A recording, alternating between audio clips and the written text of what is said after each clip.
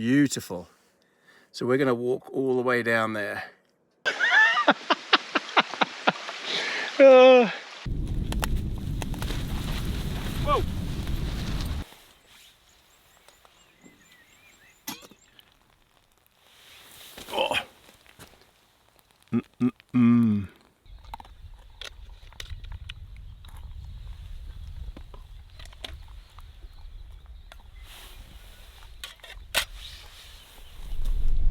Okay, welcome back everybody to another camping with Tony and Bruce. I'm about half an hour away from where we're going to go camping, and I just driving along here saw in the distance that there's a tree down and it's right in front of me. So let me just switch camera. You can see Brucey in the back there. Take you out and show you what's going on. And before anyone says I staged this, obviously I didn't. When you see the size of this tree, I do have my battery operated chainsaw in the back, so we might have to chop this tree out the way because there is no other way past. Anyway, I'll take you outside, have a look at this. All right, first of all, let's let Bruce out because this is going to take a long time, and I'm going to get the chainsaw out the back. So this is what we're dealing with. This is a big tree. this is a major problem. And yeah, there is no way round this thing. And it's snapped clean off, and it looks like it's very recent, like last day or so. All right, everyone. This could take some time. I need to get out of my sandals that I've got on, put my proper boots on. Here's my chainsaw. Oh, I can't believe it. Why have I only got one battery? Oh, I've got two. Yay! 2 batteries. I knew I had 2. Okay, that should be plenty to get this job done. It's just going to take me a while. Okay, I'll bring you back when I'm chopping it up.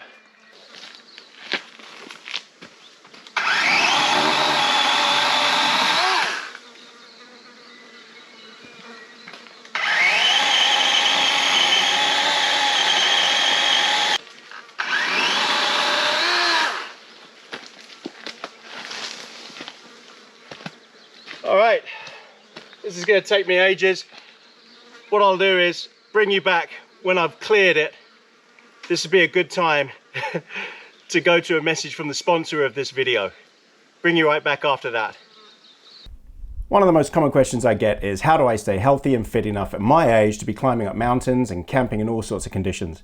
Well, AG1 by Athletic Greens is a nutritional drink that has me really excited about simplifying my health routine. It has 75 ingredients, including vitamins, minerals, superfoods, probiotics, and adaptogens. It's your daily multivitamin and multimineral, pre- and probiotic immunity support, and more. And yes, it provides your daily greens blend too. Your body needs so much more than greens. Greens powders provide critical phytonutrients, but these nutrients don't empower gut health.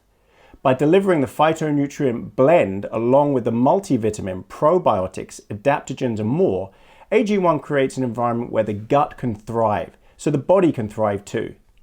Do you want to know that you're getting necessary vitamins and minerals to fit your lifestyle for your immunity? AG1 contains vitamin C, zinc, and healing mushrooms to support your immunity. Are you looking to recover quicker from workouts, like I have to when climbing up mountains and training for it? Well, AG1 is packed with superfoods and adaptogens, including magnesium, which helps the muscle recovery.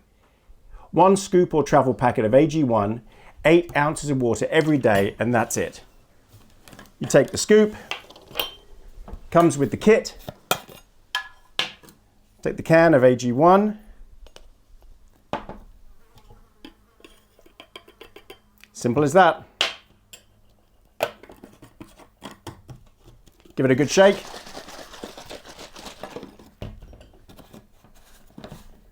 And on an empty stomach, first thing in the morning, which is my ritual,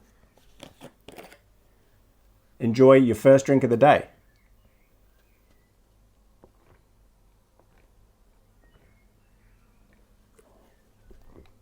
It is refreshing. And you know what I've been trying to work out exactly what the flavors are. And if I had to describe it, I'd say a mixture of green tea and mango. Tropical fruit. But that's going to be your morning routine. That's my morning routine. It's what's definitely helping me recover quicker and staying fit and healthy, not getting sick. It's doing a great job. Go to athleticgreens.com/abcamping to get started on your order. Athletic Greens is going to give my community a free 1-year sample of immune supporting vitamin D3 and K2 and 5 free travel packs with your first purchase. Well, whew. This is hot work. These are thick branches. I mean, look how thick this is. I've got pretty big hands, and that's big. I'm making progress though. Got a few more of those to do. I just need it wide enough to get the truck through. Yeah. But knackering work, especially with a small battery operated chainsaw.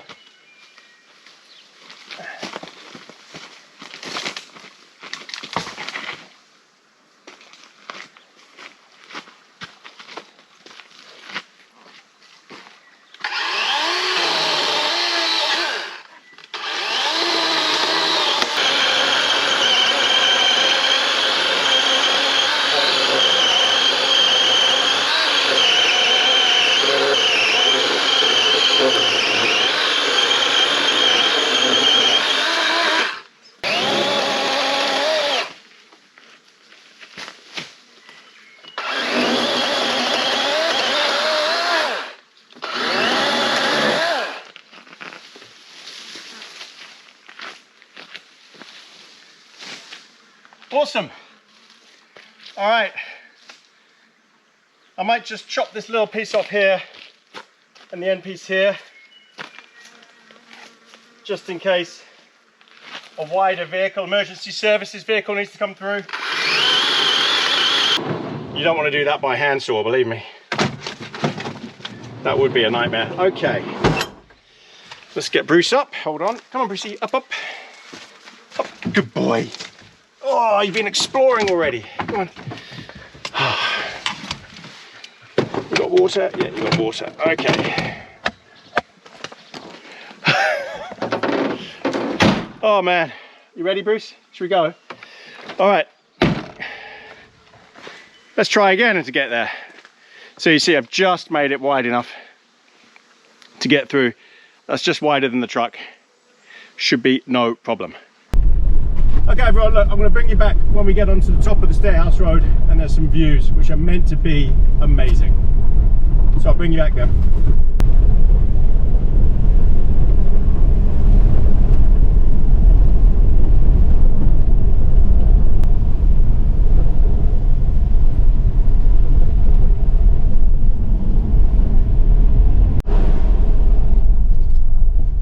Oh wow, we are in the mist.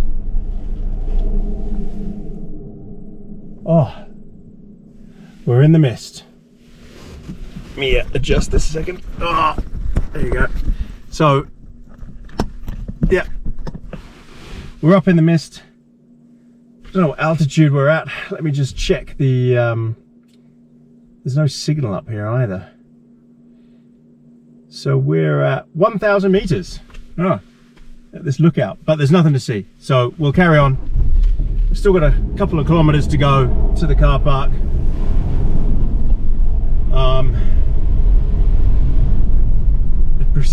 Bruce is in the back, he's raring to go. It's quite a slog up here, it's quite a long time. This is a long way.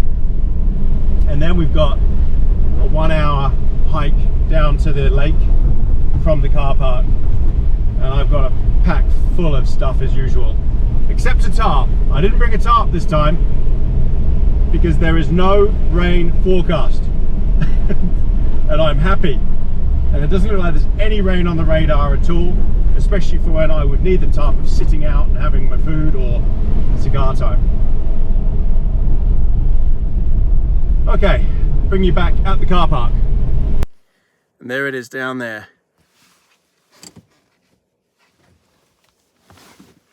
It's beautiful. So we're gonna walk all the way down there from up here. It's quite a schlep. I can see Brucey in the back having a look. Hey, Brucey. He can't hear me, I don't think. He's raring to go. Okay. There's mist everywhere, but it is spectacular. All right, let's get to the car park and get walking. We will stop here, get unpacked, and let's get camping. Oh, okay. Hey, Brucey, you ready? Come on then. Oh. All right, got Brucey's lead.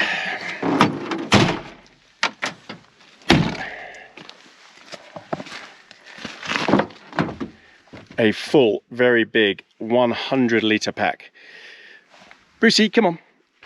Right, everybody, I'll bring you back when we are walking to the lake. It says about an hour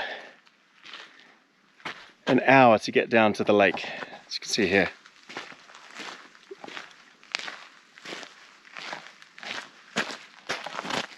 So these things are usually conservative, so I'm not expecting it to take that long. These guys must be mountain biking around here. Okay, let's get on the track. Okay, we're off. Truck's locked up. Heavy pack is on. 1 hour. Hopefully just 1 hour.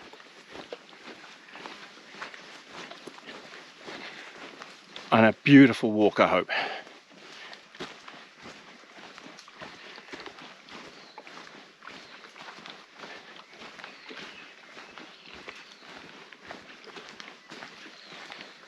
Hey, Brucey, go, go, go.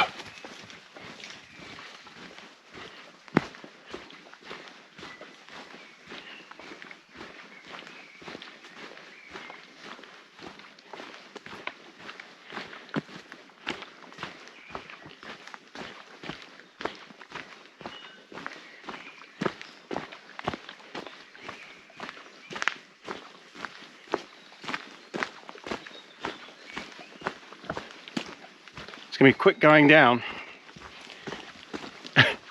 Be a slog coming back up. So the plan is get down to the lake. I've never been here, so I don't know where I'm gonna camp. So get down to the lake, have a scout around, assess the situation, see where I can pitch my tent. There is a hut down here, but I don't want to stay in a hut. I like camping in the tents, not in the huts. Ugh. So we will see what we can find. Now the trouble with lake beds are, or lake areas, are they're usually very rocky, lots of stones. Makes it kind of difficult to pitch a tent. So we'll hunt around, we'll see what we can find. I've got the Hilleberg Anaris tent with me this time. It's a 3-season spring, summer, you know, warmer weather tent. It uses 2 hiking poles. No built-in poles or anything. It's sturdy enough. It should be fine for what we're going to do. It's just harder to pitch. And I like the challenge. I thought about it and I thought, well, you know what? I want the challenge. Can I pitch this thing where it is hard to pitch a tent? So we will see.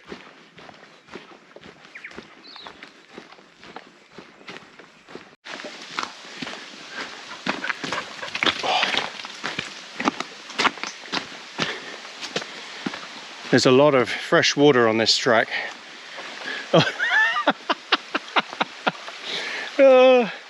Anybody who knows Bruce knows he has a habit of lying down in puddles and streams and waterfalls. And that's exactly what he's done. He's made the water all muddy. It is beautiful water. Look at that, crystal clear down there. Crystal clear mountain spring water. Come on, Brucey. He must have been hot. The temperature is about 10 degrees centigrade up here. Much cooler than where I was chopping that tree down.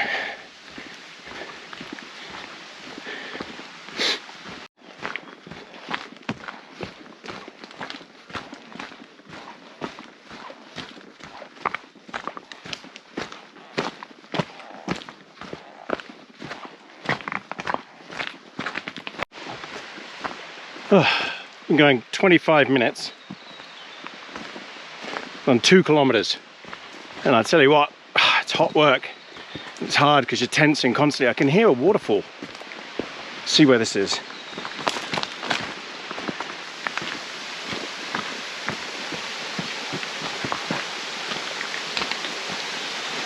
Bruce is hot. Ah, so pretty.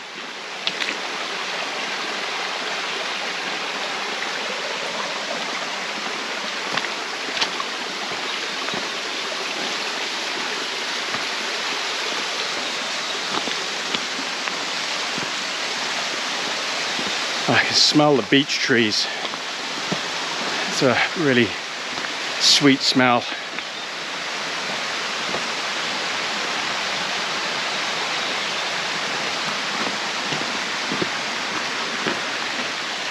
Okay, I think we've got another half an hour to go. Oh, it's nice to have a little bit of uphill for a change. That was really steep coming down there. Going downhill all that way, it's exhausting.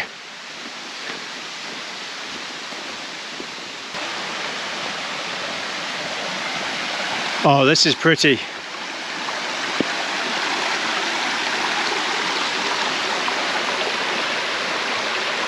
So there's the hut. Bruce has gone running off to it. So the lake must just be there.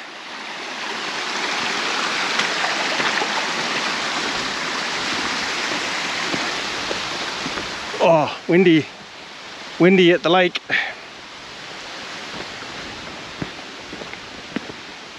Yeah, that's the hut. So that only took me 33 minutes. Huh, okay. So I did it in half the time that it predicted. It's got a toilet, picnic table. Hey, you know what? I could pitch up my tent there if I had to. If I can't find anywhere to camp. I don't think there's anybody here.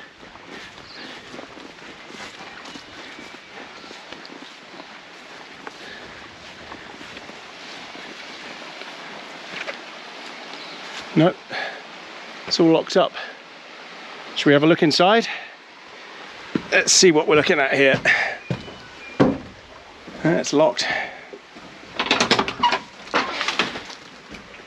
Bruce, stay. Not bad. Oh my God, it's hot in here. Oh, it's really hot. It's a lot of bunks. What is that? 1, 2, 3, 4, 8 bunks. Brucey, what are you doing in here? Kitchen area, wood stove, sort of a view of the lake. Not bad. Not bad. If it was absolutely horrible outside, or if there were a billion sandflies, then yeah, I could be tempted to spend the night in here. Come on, Brucey. Come on. But it's hot in there. Ah, what's this? Here we go, altitude 760 meters. This hut was built in 1963. These huts are all over New Zealand.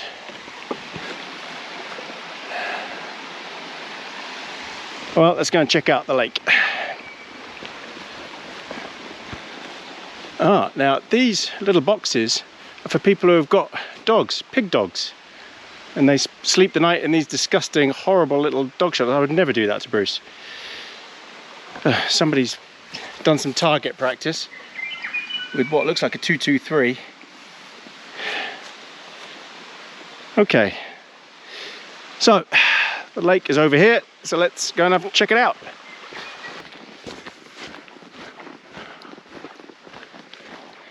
Oh, it's really pretty. So this is a floodplain up here. It would have to be pretty dire rain for days, I'm sure. So we're parked right up there on that peak. Oh, and there's the lake. Oh, let's go check it out.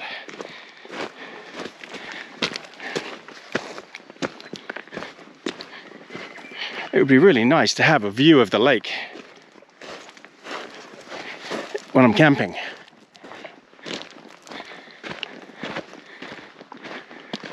Oh, goats. Bruce hasn't seen them. Goats right in front of me. Wait till he sees them. Black goats, 2 of them. There might be more. Get ready for them to run. They haven't seen me or heard me. There they go.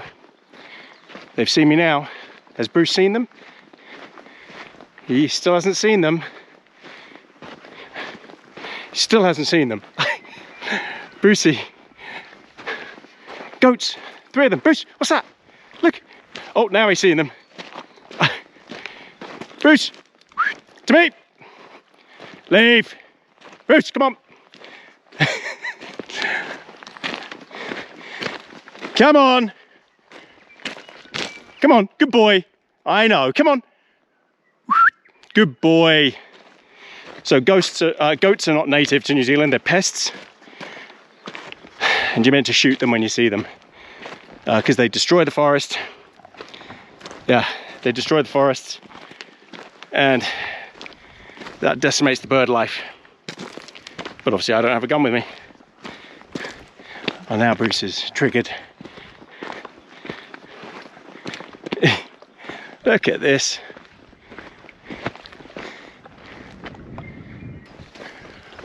Oh.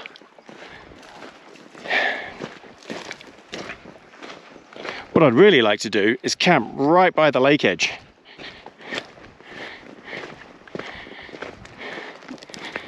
Bruce, come on.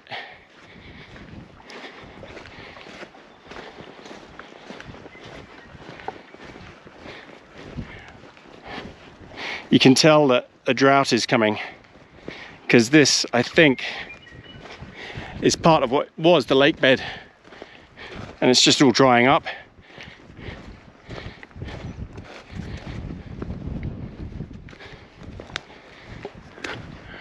Yeah, that wind is going to put me off from camping here.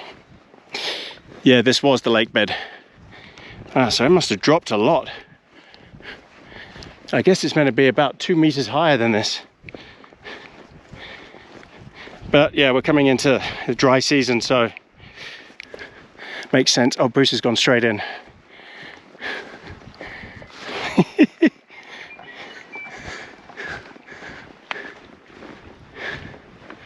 Oh, wow. I hope the camera is doing this a little bit of justice. Brucey had to go in. Whew. I mean, I'd like to camp right here because it's just so pretty, but it will be so windy.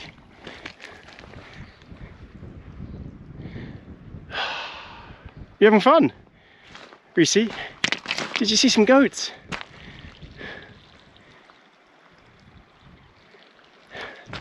Okay. Well, there's no way to really walk around the lake, and it's rocks on the edge anyway. It's very steep. So I could camp here on this high bit.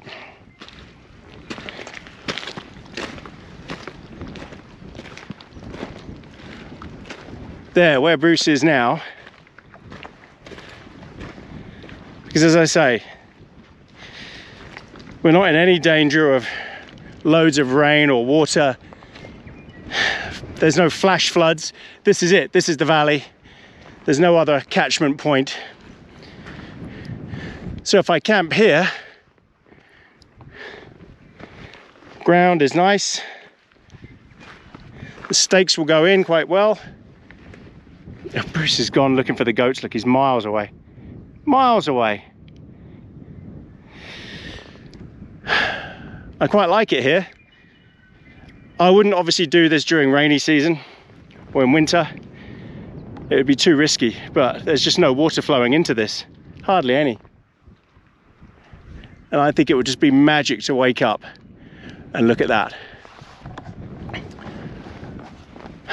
I don't know. Could go a bit further and camp where there's some greenery. Let's go and have a look.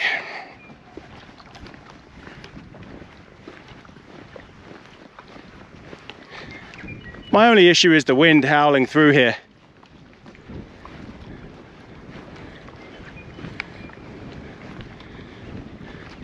And it really is howling through.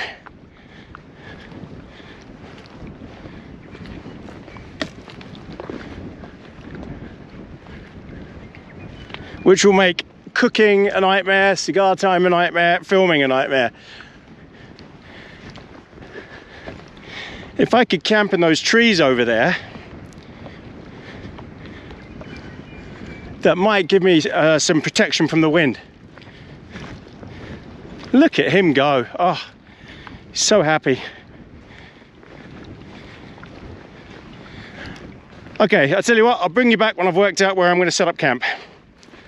Okay, I've just walked all the way back up the valley and all the way back to the front of the lake. And to be honest, even with this breeze, and this breeze is everywhere, it's just everywhere, it's not that big a deal because I'll be hunkered down in front of the tent. And I like this spot. I've come all this way, driven all this way to look at this lake. I don't want to be all the way up there. I want to be here by the lake, watching what goes on by the lake, looking at deer, goats, and everything else that happens here. So I'm going to pitch up my tent here on this sort of shaly stuff. So there's a little bit of a slope, so water wouldn't pool there even if it did rain. And I'll have the front, I'll have the doors, well, I guess one facing this way and one facing the back. Okay, I'll get the big camera out, let's get on with this. Okay everyone, hopefully you can see me. Let's just check what's going on here. Can you hear me? Yeah, you're gonna pick up a bit of wind, but it's not that bad. Okay, let's get the tent set up. Okay, as usual, Bruce gets a treat when I'm setting up camp. And this is a nice massive bone. You're gonna sit pretty. Oh, that's jumping up. Sit pretty. Oh, you're jumping. Here you go, you can have it anyway. Go on then. Do you want the bone? Do you want a treat? Yeah? Go on then. Don't have it here though, because I'm setting the tent up right here. Okay, he's just off camera. Let me just move the camera so you can see him, because I know that most of you guys want to see him, not me, and you don't really care about the tent being set up. There, let me just check that that's okay. All right, you can see him. Okay, let's get this done. So the Anaris tent is a hiking pole tent, means it doesn't have any poles of its own.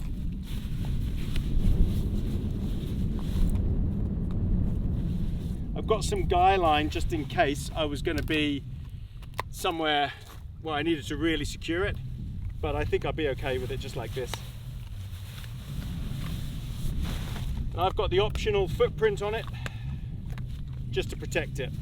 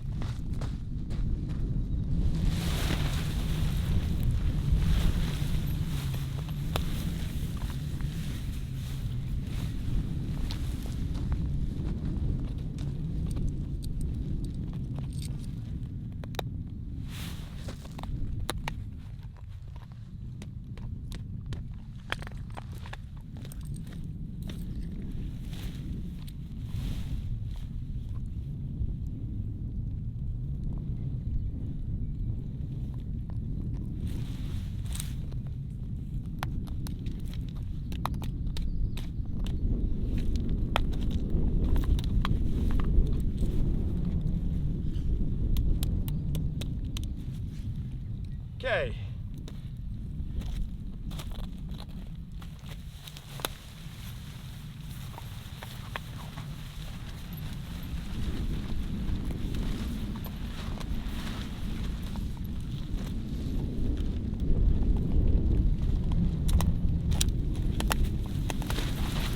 Whoa. Okay. That's the problem, it's pulling the pegs right out of the ground. So I'm going to have to use rocks on top of the pegs.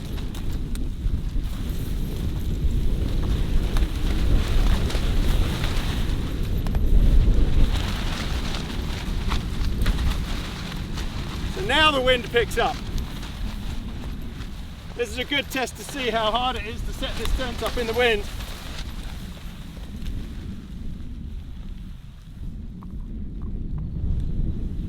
Right, so I need to get some big rocks to put on top of these pegs to stop that from happening.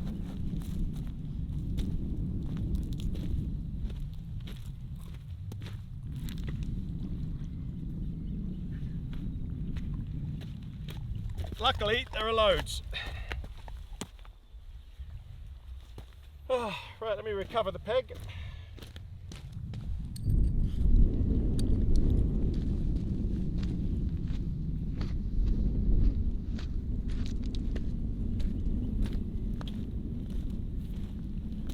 Okay, I'm going to have to try that again.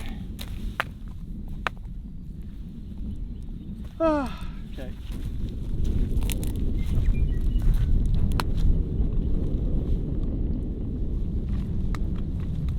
Right, what I'm going to do is just get more rocks first and then bring you back. Alright, let's try that again. So it just wants to take off the second I lift it up.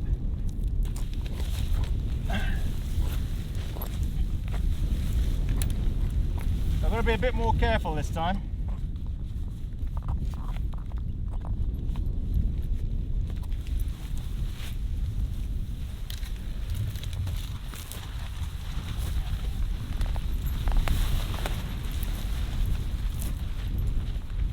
Okay, pegs.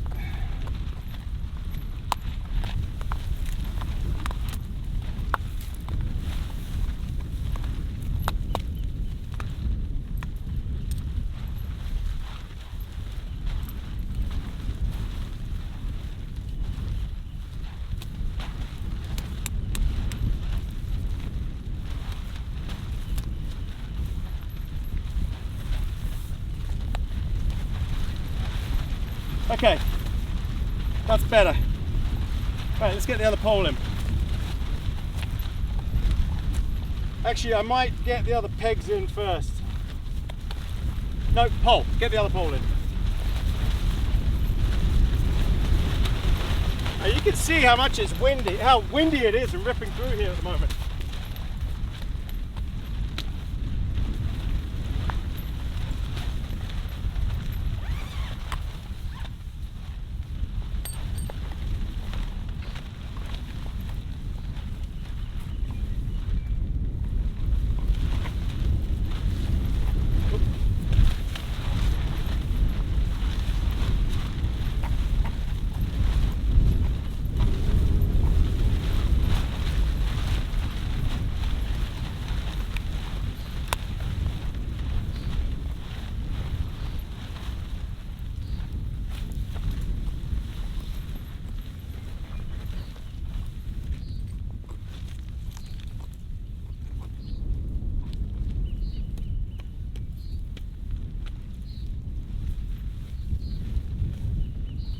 Oh, that's better.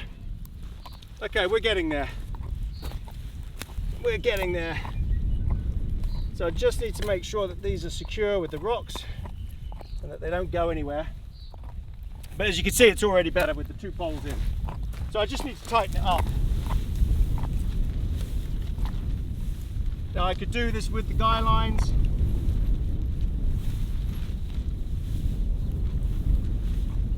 Or just put the pegs straight in the connector here instead, which I might do. All right, more pegs.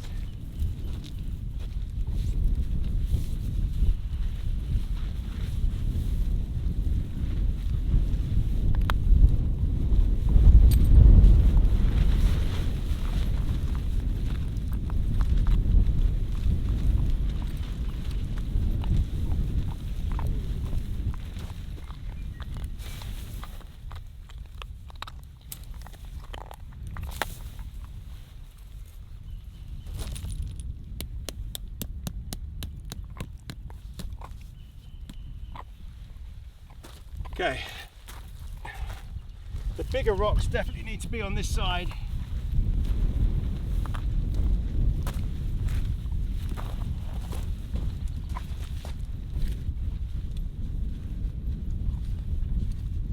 And the aneris comes with, I think it's 12 pegs,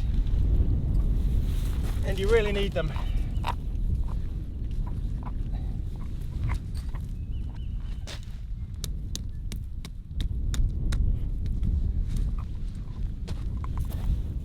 Okay. All right. We're almost there.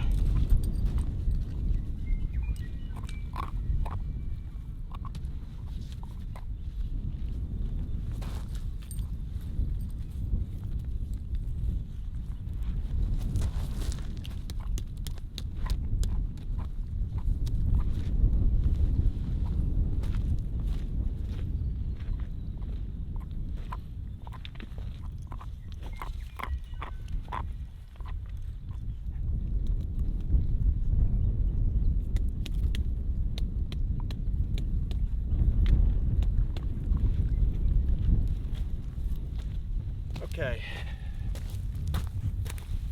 one more rock on here and then I can go around and just tighten everything up. All right, good. It's holding just fine. Look at that. Now that I've secured it, it's all okay. Right, let me just fine tune it and I'll bring you back. Okay, it's all set up.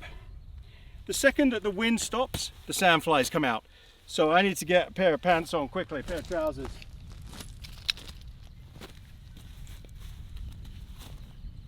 Because they are a menace and they're everywhere. It's always the case by lakes, there's always sandflies.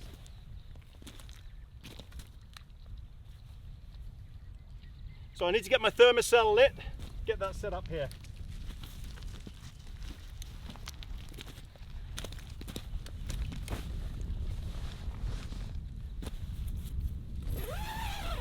Tell you, now that I've got this thing sorted, it's pretty rigid, it's pretty bomb-proof. I've got a lot of rocks on this thing.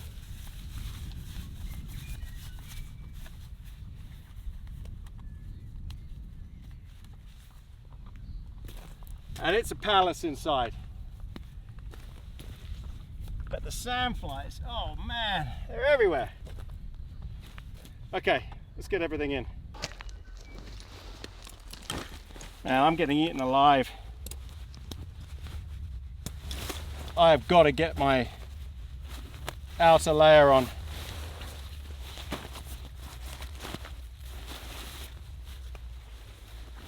Got my puffer jacket, spare shirt, pants. Okay, let me get these on and come back to you. Wow, this is sandflies on a whole new level. I'm used to sandflies, but this is something else. It's now a lot of you are going to say, what are sandflies? They are biting midges. Yeah, very, very annoying biting midges. So what I need to do is get the thermocell lit ASAP. Because this thing is what's going to stop them coming.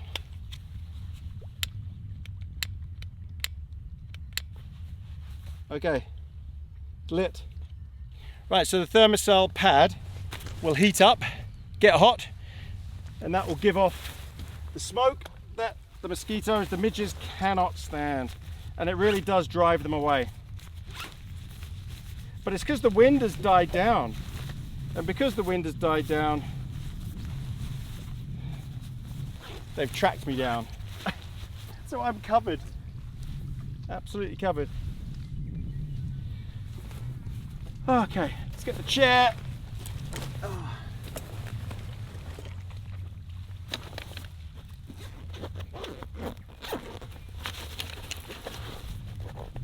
So I could actually do with it being a bit windy then, just to get rid of these blooming sandflies. Oh, there we go. See, someone was looking out for me.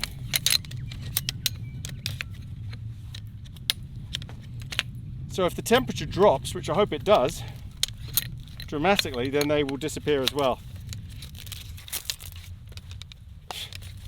I get a lot of questions about this chair. You can't buy it anymore, so I'll put a link to one that's similar and does the same sort of thing with the back support. But this particular one I don't think you can get anymore. I've looked and looked and I just can't see it. And it is a very good chair. Ah, sandflies, go away.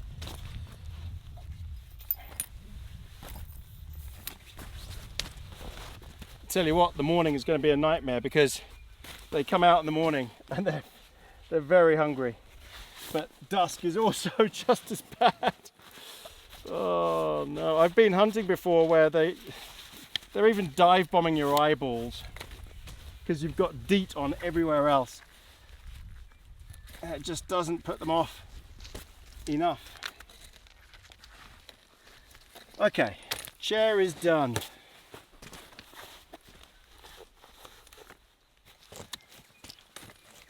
Right, chair is done. Let me unpack the rest of the gear and quickly throw it into the... Oh, there's Bruce's bowl. It's my food. Cook set, my Trangia. Bruce's bed.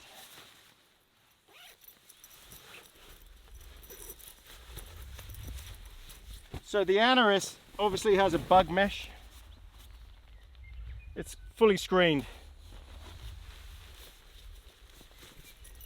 So sandflies aren't coming in there. You do not want to be just under a tarp out here at this time of year. And that's my sleeping bag. You will be miserable.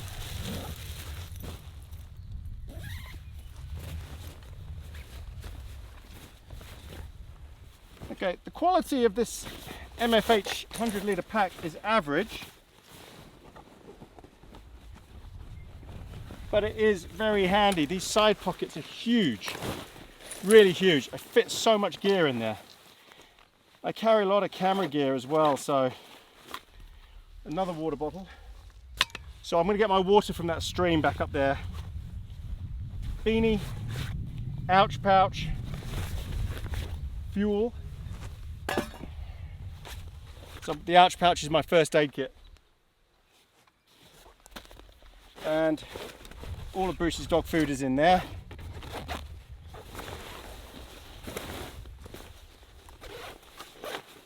Camera gear, coffees. I need a coffee now, so I'll get one out. So what we'll do is, I've got my knife, lighter, and I've got cigar and stuff, and I've got my inflator for my mattress.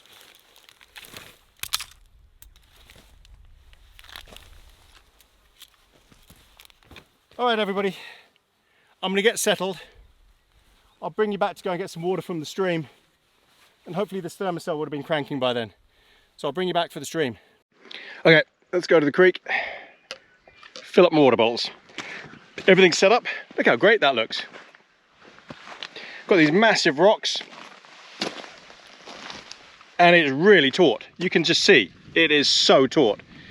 I mean, the Hilleberg, even though it's a 3-season summer, you know, tent, Hilleberg know what they're doing. And that is strong wind blowing against it, and look, it's holding really well. That's not going anywhere, and that's attached to a log there as well that's buried. Yeah, and another unique thing with Hilleberg is they have these zip holders, that little red toggle. Bruce, get out of there. I don't want you pulling the peg up. Come on. Oh, he's got his bone. Come on, Bruce, let's go.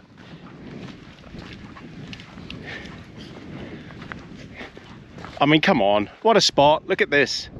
Look where I am. I know it's windy and it's inconvenient and there's sandflies, but look at it.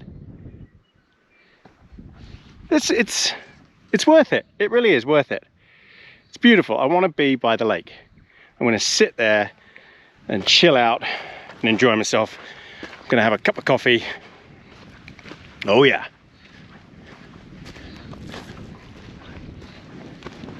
And the wind is keeping the sandflies away, so great success. Okay, see you at the creek.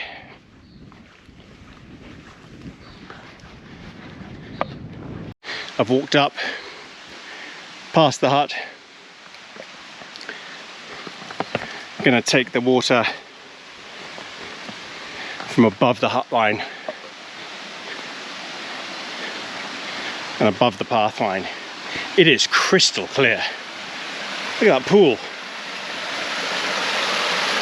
This is beautiful spring water. Absolutely beautiful. In New Zealand, most of these sort of waterways, you don't need to boil or anything. Drink straight from the streams.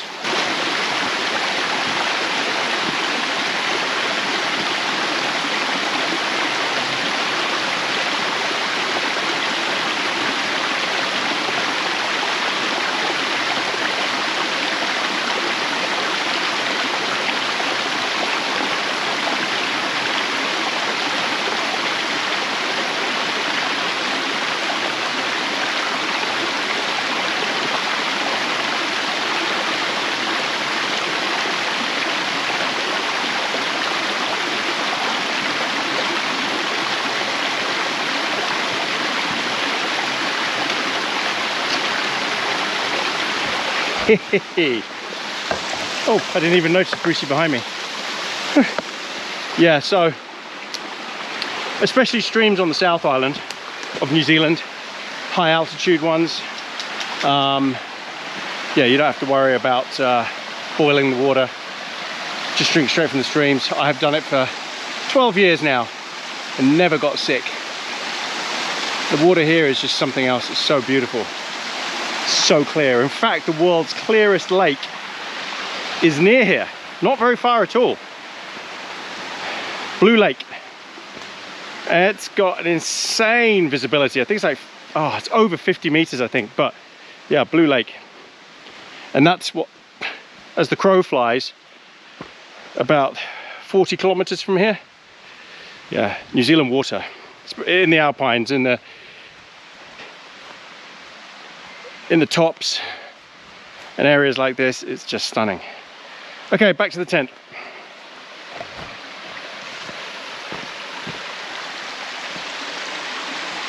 Back to the tent, Brucey.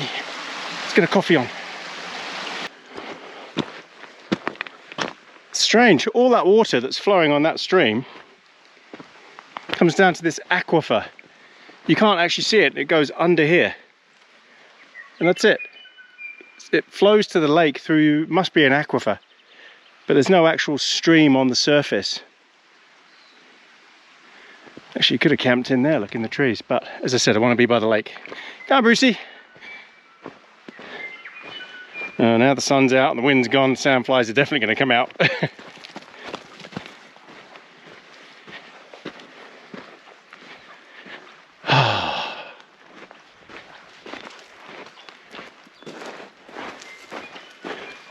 Coffee time.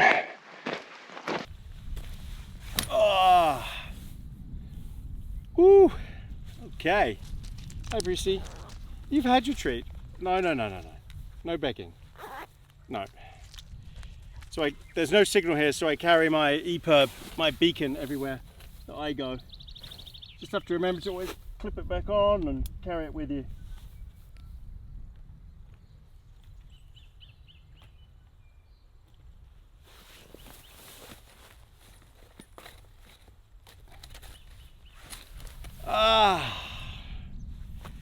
Apart from the sandflies, which seem to have briefly dissipated. Oh, so this is working now. Yeah, I can hear that.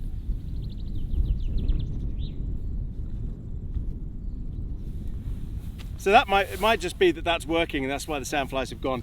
So I've got a whole gas canister for that and 4 tabs. Each tab I think is worth 4 hours, and one gas canister does, I think it's 12 hours, which is plenty for what I need. I don't need it during the night because I don't know if you can see him. He just can't stop going in the lake, going for a swim. He loves it.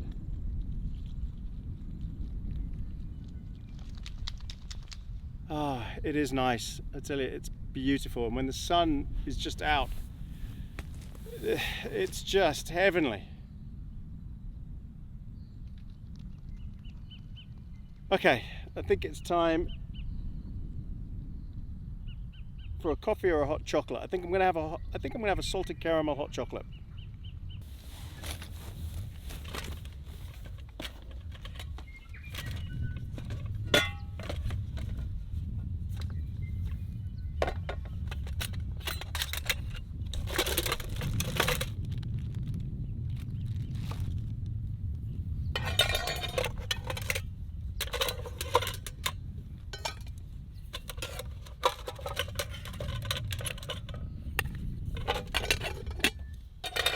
I get a lot of questions about my cook set. It's an old school Trangia alcohol stove.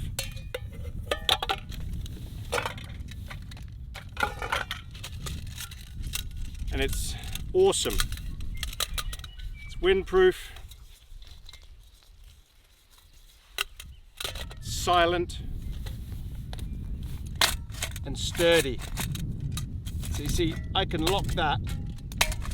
It's got such a solid base. Look at that.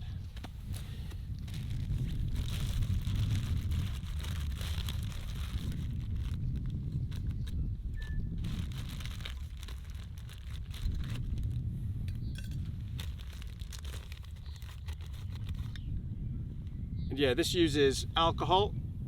In this case, I'm using methylated spirits in this brass burner. Let me just move the lens. Hold on a sec, because I can't see what's happening there. Okay, as much as I love this chair, I wish it came with a base to stop it sinking into sand and stuff. What do you want? Okay, it's like this.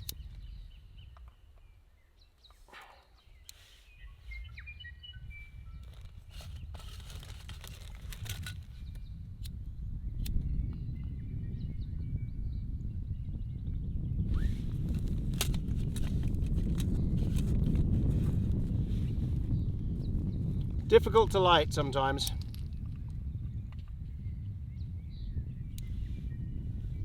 Okay, well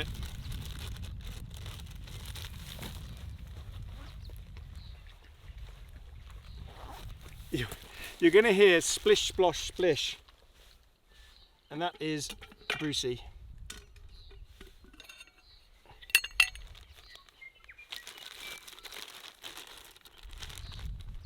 He just loves the water. I knew he would love this spot. I really knew it. And there's just so much for him to do, run around, look at.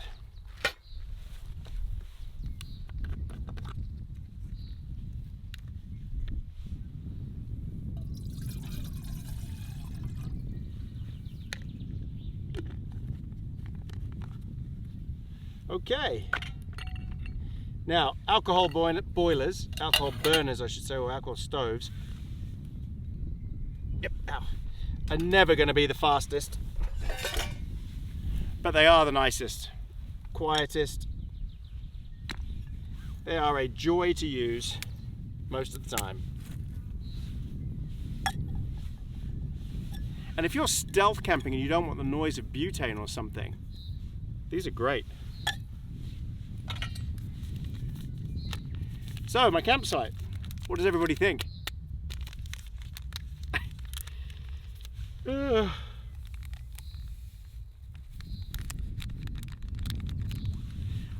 I think if there was no sandflies and no wind, it's 100%. It's beautiful and there's no one around and it's just a spectacular spot.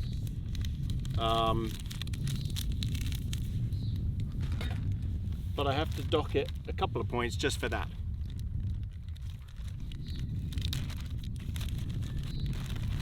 If it was raining, Yeah, I don't know.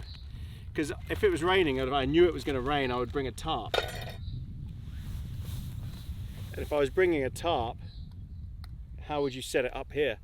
Especially in the wind. You need trees, really. Well, you have to have trees.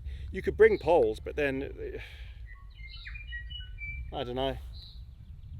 You'd need a lot of poles to make it work properly and make it worthwhile. So, yeah, if it was raining, I would go back into the trees. But then, what's the point of being down here? I think what I need to do next time, my next camp, is camp up the top, near that lookout, and see what's up there, because it was a spectacular view up there. I could do a car camp, which would be nice for me. If I did a car camp, then I could probably bring Bruno as well. So, as you know, we've got the puppy, Bruno. He's 3 months old. And we picked him up a week ago with Brucey. There's a video, my last video was that, of picking him up. That was a good fun trip.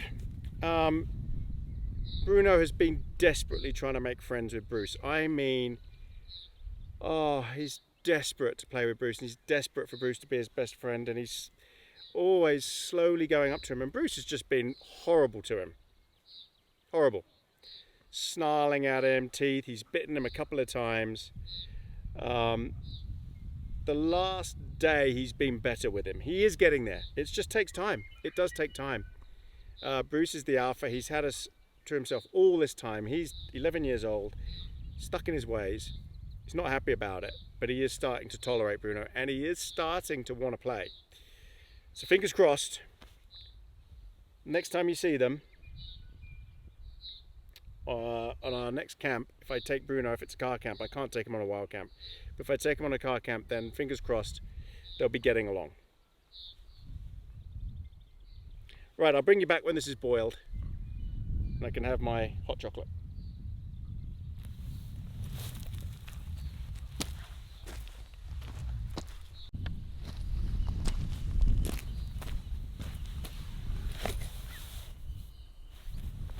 Okay, it's boiling.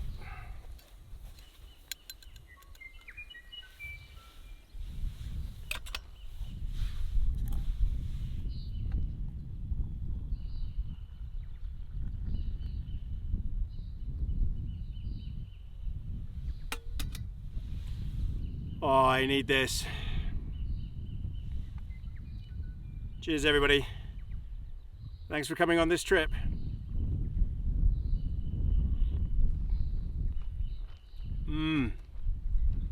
Oh yeah.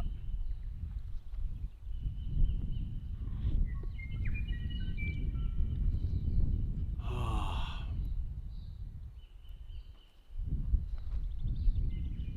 It's just the sound of the birds. And it's just so peaceful. I'm actually looking forward to tonight. I'm looking forward to doing dinner. I've got a great dinner lined up. I'm looking forward to everything. We've got nice weather. I've just double checked the forecast on my InReach. The weather forecast. It's sunny, not too cold. Single digits tonight, but we're talking coldest maybe 6 degrees, 7 degrees centigrade. That's fine. That's nothing for us. Bruce has got his bed. It's way too warm for Bruce to have a blanket now. We're getting into that time of year where he just basically all he has is a bed. And sometimes I put his sort of towel over him. I made a mistake. I thought I did have the footprint for this, but actually I don't. But that's okay. It's quite a thick floor. But it's mainly mesh. The doors are all completely mesh. So it's very cool in this tent. And I've got to say, it's a very breezy tent. Very breezy. So what I would probably do is, if it was cold and I was in this tent, I would put the edges, I would put the outer right down to the ground, because there's no way you could stay warm in this tent. It's for warmer climates.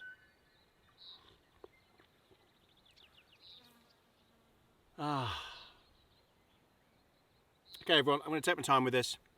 I'll bring you back probably for dinner. which is quite a way off.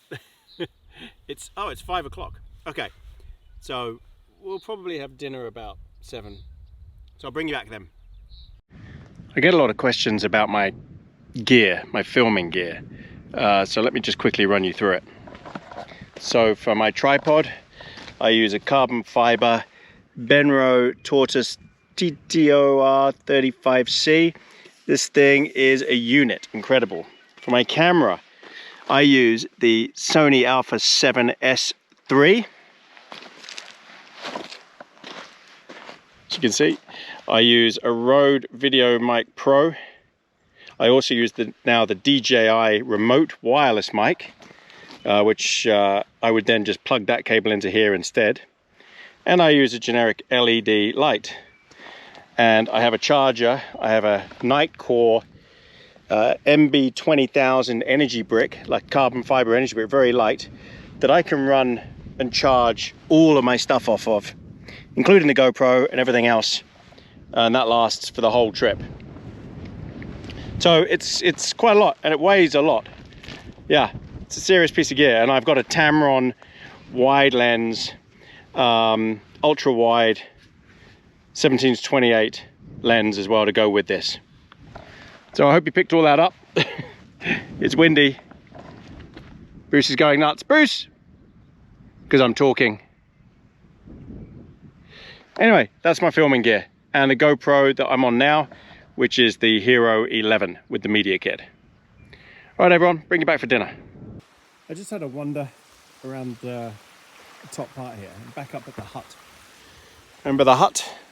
So there's the flow down to the lake. The lake is all the way down there. You want to see how high that lake gets? You just have to look at these trees. There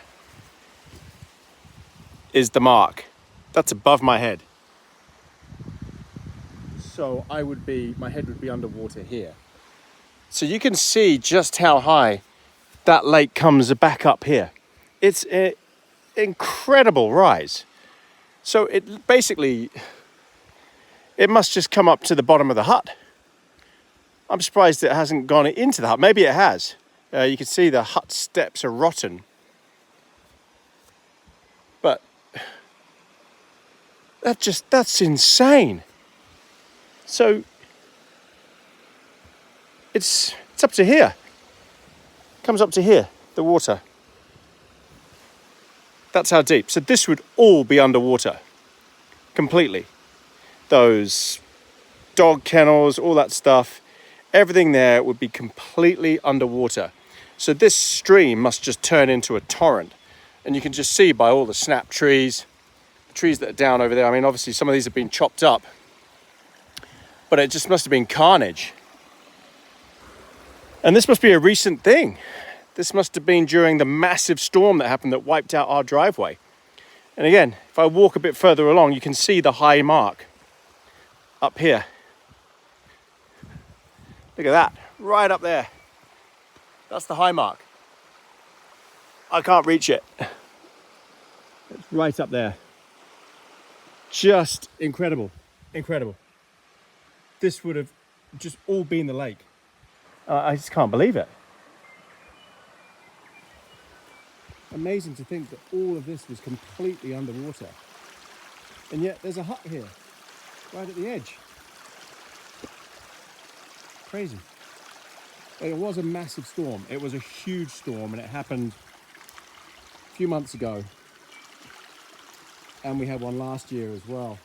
They just seem to be getting worse. These storms just seem to be getting worse. They're more and more epic. So if I just come down here a little bit, the high tide mark is now a meter above my head. Yeah, a meter above my head. You can see the rings on the beech trees. Crazy. And we're not even down at the lake yet. We're still a good 10 meters above the lake. But I can see the high tide mark all the way up there on that tree. I don't know if that comes out or not, but it's right up there. What do you think, Brucey?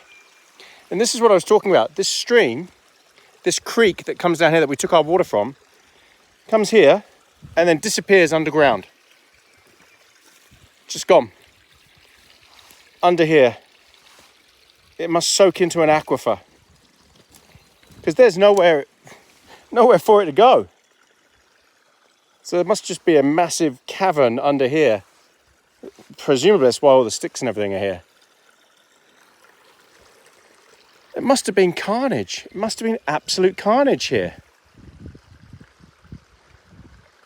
Oh. Well, I think we're going to walk up the riverbed. See if there are any deer tracks. There's the lake all the way over there, down there. Incredible to think the volume of water that would have required to make the lake this high. But I did say the watermark was way higher, and it's way down. It just looks like it's you know, like a drought going on. The sun is just setting over the hill.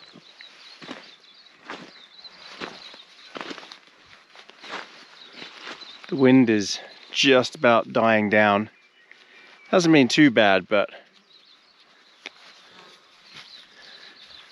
because the sun's going down, it's dusk now, the sandflies are really hungry. And they're everywhere. But it's a beautiful evening. Hey, Brucey.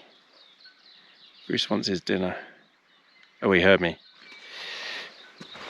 Tent held up well. The wind got really strong at one point, but yep, held up really well. Especially the guy lines. In fact, I even opened the other door, which is a main support. So now it's fully open at the front, and I'm just this one guy line holding it up at this side. I've got a couple of big rocks on the tent stake. Bruce is filthy. The lake is really muddy. It's got a really muddy bottom. It's not shoaly or anything, so he's just covered in mud. And he's sinking in it. Look at him. Bruce, come on, go, go, go. Come on, go, wash your feet. Ready? Go, go, go, go, go, go, go. Oh, there, come out, come on, come here. Come on. This is what I'm going to have to do with you tonight, because you're going to be filthy coming into the tent. The sandflies don't seem to bother him. Maybe they're just not that interested in him. Oh, this is it, last of the light. And then it's time to put dinner on.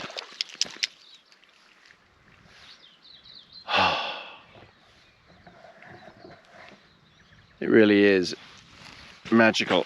I'm completely zipped up here because of the sandflies. It's warm in the sun, but you see I've got my puffer jacket on. The actual air temperature, ambient air temperature isn't that warm. So the temperature's going to drop really quickly, single digits. I'm being stalked. Are you stalking me? Ah, just so peaceful.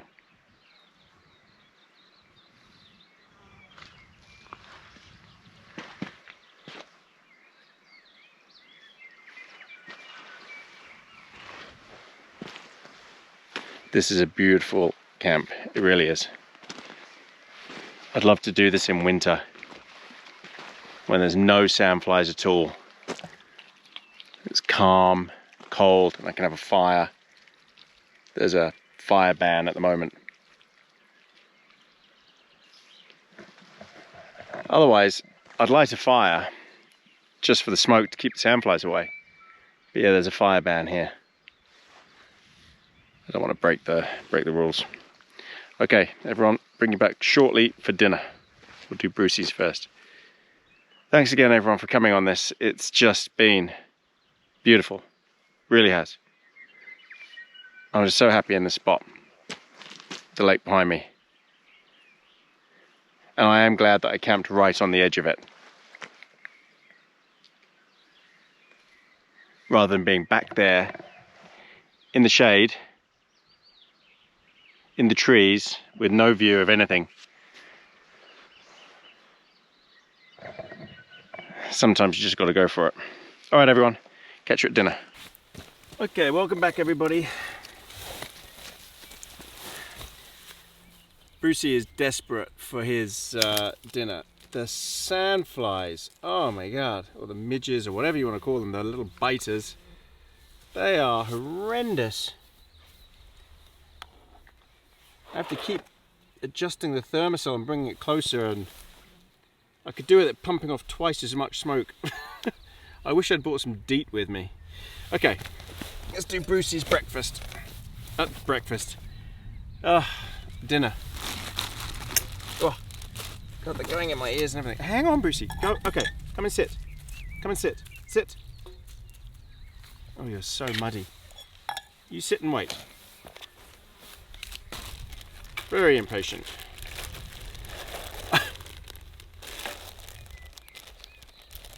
Right, next time, definitely bringing DEET. I try and avoid it because it's nasty stuff. It really is nasty stuff. But it's the only thing that works here. It's the only thing that works on sandflies is DEET. And we've got one here called Bushman's Friend, and it's what is it? Bushman's DEET, and I think it's 80%. It's toxic, but they don't come anywhere near you. Them. Even the 40% stuff doesn't work. They're just, I don't even think the camera can pick it up, but they're everywhere. They are everywhere. And they are hungry. Hopefully they disappear soon. Once the temperature drops, I really need the temperature to plummet. That's what I really want. Then they'll disappear. And they'll definitely be gone at the last of the light when it's dark. But dusk, dawn and dusk, they just go nuts. All right, Bruce, here's your dinner. So he's got some dry food and he's got some premium chicken wet food. It's organic, it's great stuff. He loves it. It's got peas and carrots and all sorts in. Yum. Oh, you're licking your lips. All right, go on then.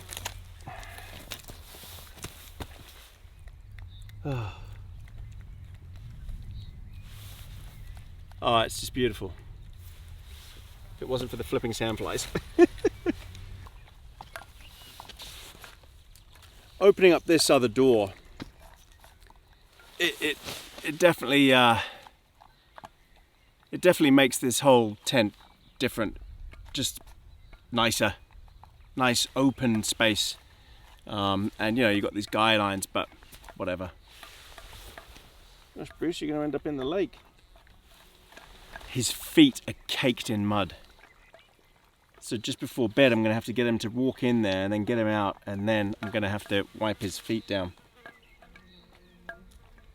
All right, everyone, I'm going to let Bruce finish his and then bring you back for my dinner a bit later. Welcome back, everybody. Right, so I think it's time for my dinner. Now that Bruce has had his, it's a bit later. The sandflies are sort of disappearing. I say sort of, but there's still a lot of them. Man, they're a nightmare, they really are.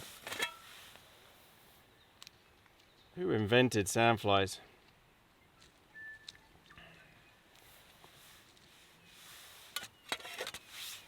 Okay, so dinner. My dinner. Right, so we'll need the big pan for this. Got my cool bag of goodies. Let's crank this up. And there's some sort of lake fly here as well. I have no idea what it is. I'll probably have to move the camera in front in a minute because you're going to lose light on the lake anyway.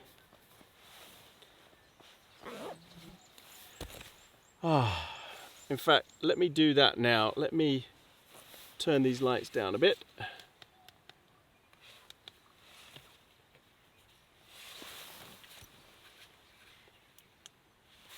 Wow. The inside of the tent is drenched already. Condensation. Absolutely drenched on the fly inner. It is cold. It is, what is it, 9 degrees centigrade? So everything is getting wet with dew. Yeah, it is. Quite surprised by that. All right, let's get dinner on. Right, this is getting hot. Okay, so we need some oil.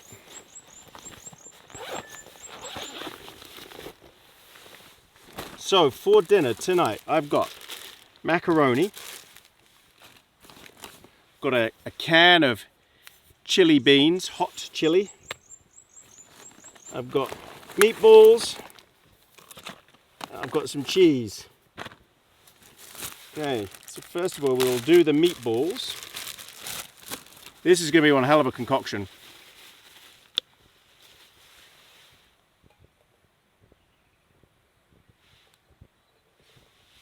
Okay. Oil is in.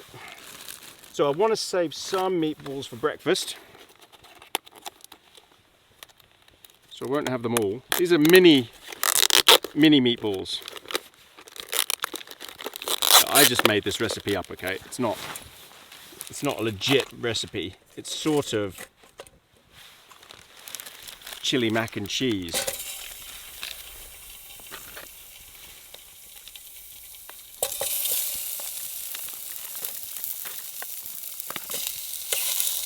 Now the question is, how many do I want? I'm starving. Okay, so there's loads in there. Right. Put that back in the cooler.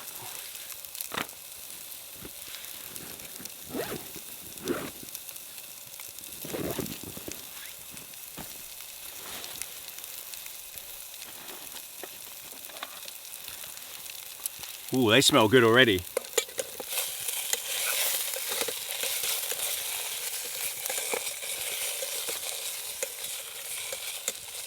Okay. So I need those to cook quite quickly.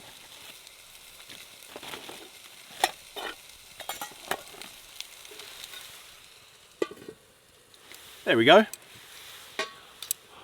Right, now you can see my breath. It is, yeah, temperature is dropping.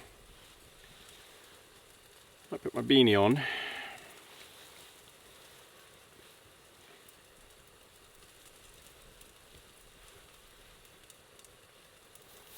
I don't know if you can see that in the camera. It's so quiet, except for a couple of goats on the other side of the lake and some owls over there. Other than that, can't hear anything. Okay, I'll bring you back when the meatballs are done. Been sizzling away. Oh yes. Awesome. Oh yeah, they're done. Okay, now to add the chili, but what I need to do is just turn this heat down a bit. So this is what this simmering thing is for. Turns the heat down. Can you see me? Yeah. So we'll turn that down like so. Okay.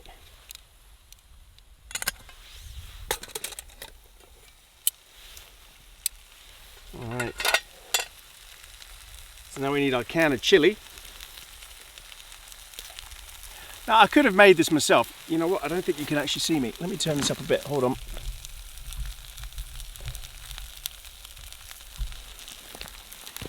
How's that? Can you see me now? Is that better? Yeah, good. Yeah, I could have made my own chili, but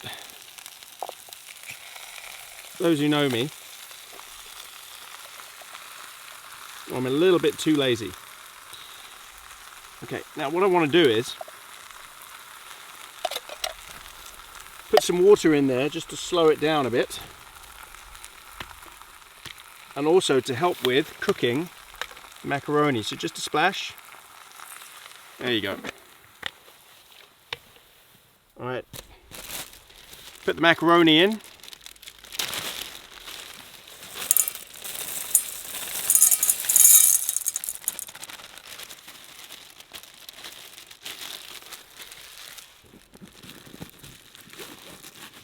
Give that a good stir.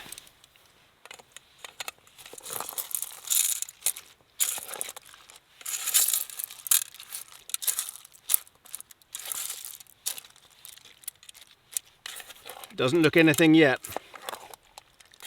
but the second that cheese goes on at the end, oh, okay. Oh, it smells amazing. It smells amazing. Okay, and just leave that to simmer with the lid on.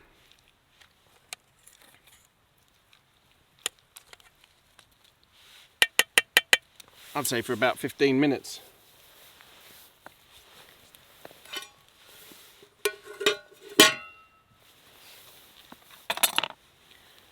We're all good.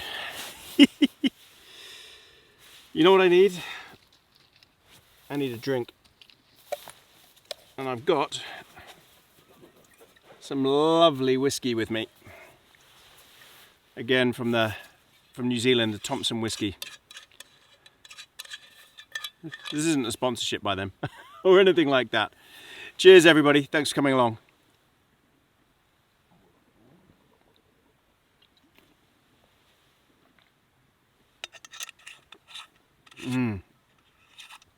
Okay, now we're camping. Should we turn Bruce's collar on so you can see him? Brucey, come here. Hang on, let me just turn your collar on.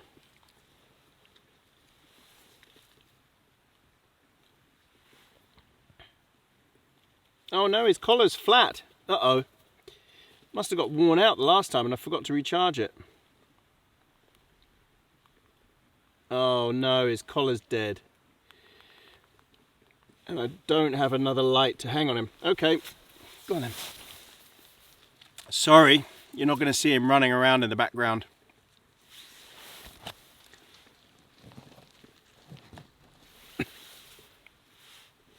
I screwed up.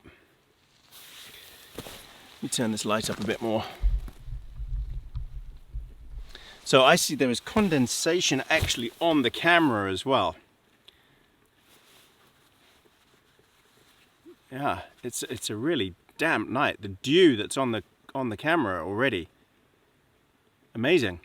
Just everything is getting soaked. Wow, that's really wet. The tent. Everything else under here is dry.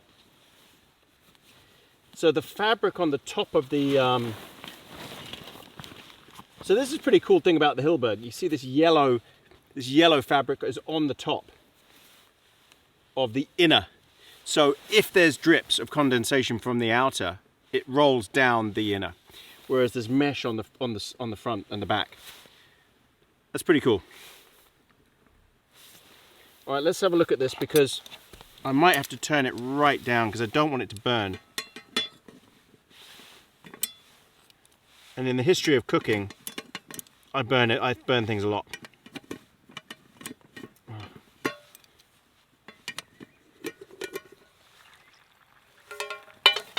It's bubbling, hang on.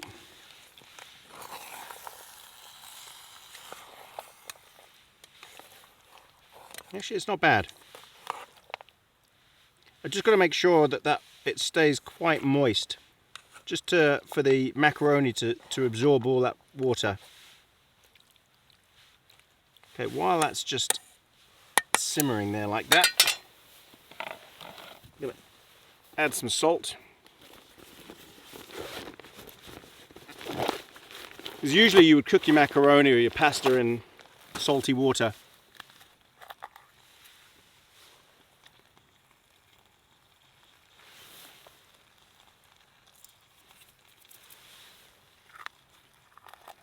We've got all sorts of bird sounds going on right now. Owls, moorporks, lake birds, whatever they are, I don't know. It's all triggering Bruce. Okay. Let's give that one more stir. See, this is trangia cooking.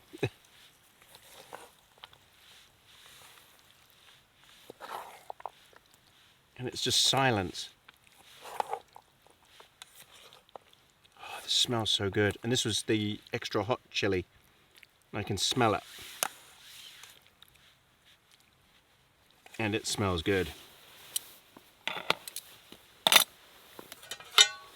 Okay.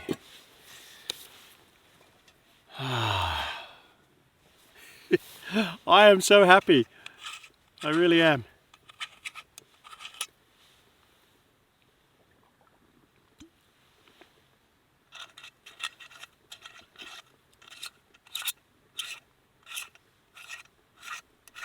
You can't see it on the camera, but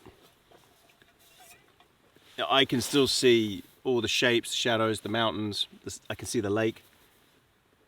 It was definitely worth being in this spot rather than stuck in the trees, feeling crowded in. Yeah. Let me just adjust this again, sorry, because I know what's going on. Hold on, just bear with me. There we go. It's kind of difficult to film in the dark, and the camera keeps complaining that I'm getting the exposure wrong, or it's wrong, so I have to just keep adjusting it on there. I don't know if you can see Brucey at all. I don't know where he is. Bruce, are you there?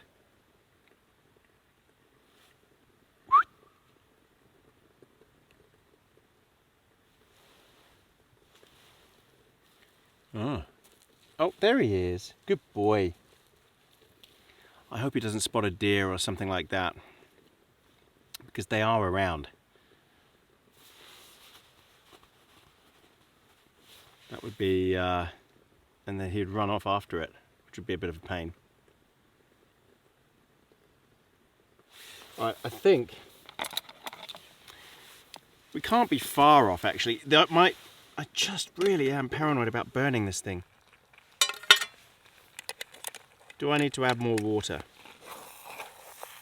Yeah, I need to add more water, that's what it is. There's not enough more water for the macaroni to absorb.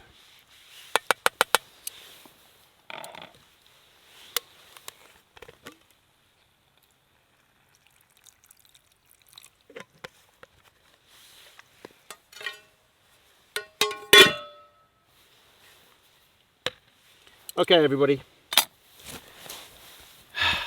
I'm going to chill, wait for this to be done, and I'll bring you back to put the cheese on. Okay, welcome back, everybody. Right. Let's check out our dinner. Now, hopefully this isn't flashing in your face too much. Let me turn it down a bit. There you go. And I think, oh yeah, it's ready for the cheese. Check it out. Oh. Okay. So I don't actually need to cook it in the cheese. Ow. Ow, it's hot. What I need to do is shut the flame off. Okay. Ah, come on. Okay, shut the flame off. Mix the cheese in. About half of it. And then sprinkle the rest on top. Oops. Oh no, I'm making such a mess. Okay, cheese goes in. Fold it over.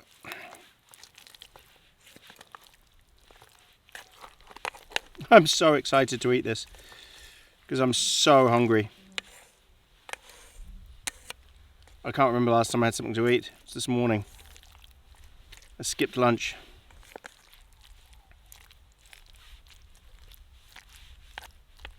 I don't know if the microphone is picking up the owl in the background.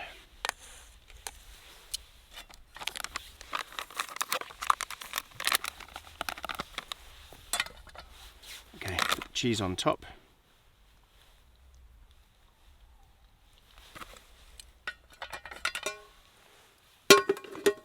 Put the lid on and let that sit for about 5 minutes.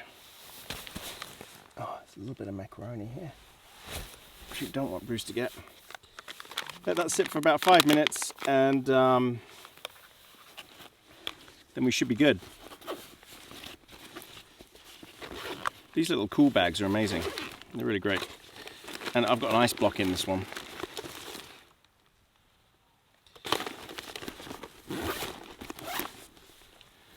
Okay. So give that 5 minutes. I'll bring you back. Okay, welcome back everybody. So the lake flies, whatever they are drawn to the light on the camera. So you're probably seeing tons of them. But they're not here, which is good for me.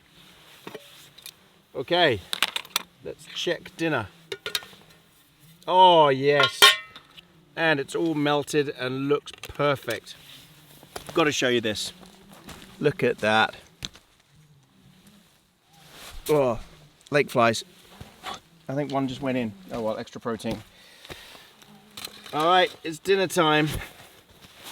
I think I might have to eat this straight out of the pan. Bon appetit, everybody. I better turn this light down because these flies will be a nightmare. Oh, this looks so good. Hot.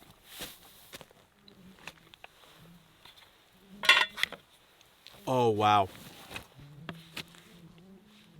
A meatball.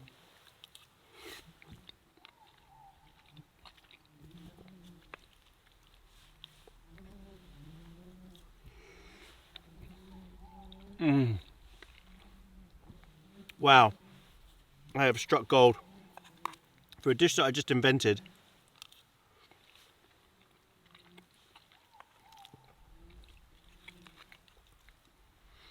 I want to say that is absolutely spectacular.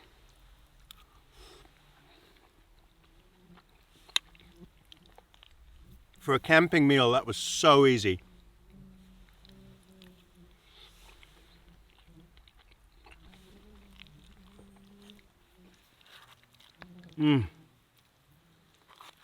Oh, it's so good. The chili is good. The meatballs are good. The macaroni, everything. The cheese. Now I wish I had a beer to have with it.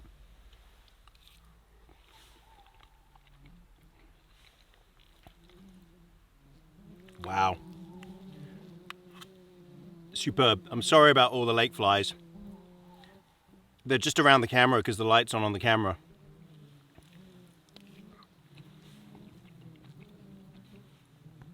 But they're not really bothering me. Just the light over there. So you're you must be seeing and hearing. You must be hearing loads of them. I can't really tell what you're hearing, but I'm assuming it's quite loud. Sorry about that.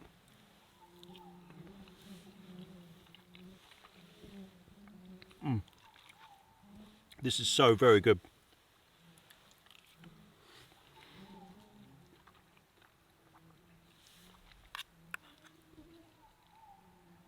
I'd recommend this to anybody, honestly.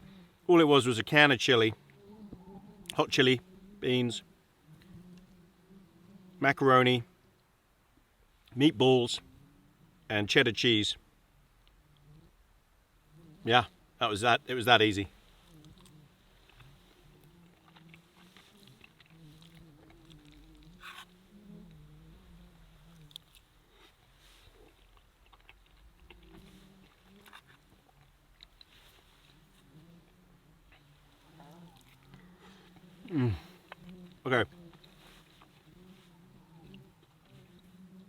It's going to take me forever to finish this. So I'll bring you back for cigar time.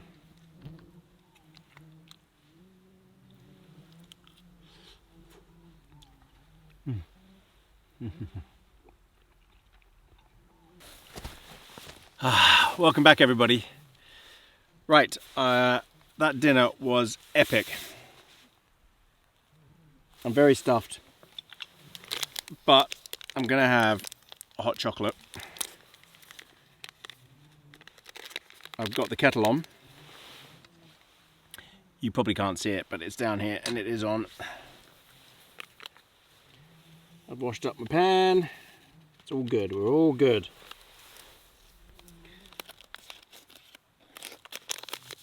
These lake flies are something else, I tell you. Well, you can probably tell that they are because they're just swarming around the camera, around the light. It's incredible.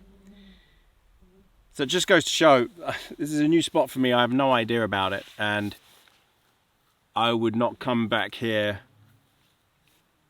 unless it was winter and I can have a fire and it's cold and there's no bugs. These things aren't that bad. They're not as bad as sandflies, but they're just everywhere. You can see them on the camera. So they're kind of annoying.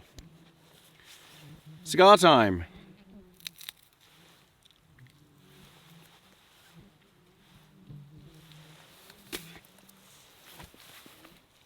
What is there to talk about?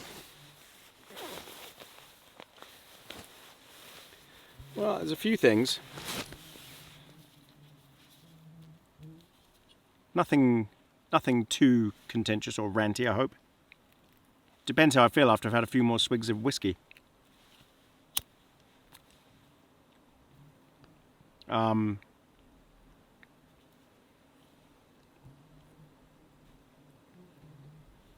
First up, I watched the Formula One today in Brazil.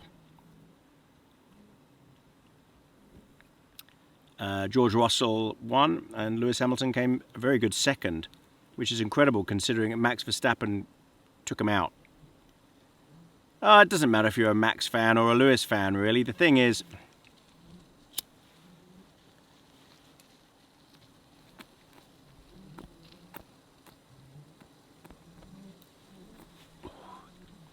it's a bit disingenuous and very hypocritical of Max Verstappen to say that Lewis Hamilton didn't give him enough room and blah blah blah blah blah. Sorry, that's just Max. He's been told he is the best and that's it now.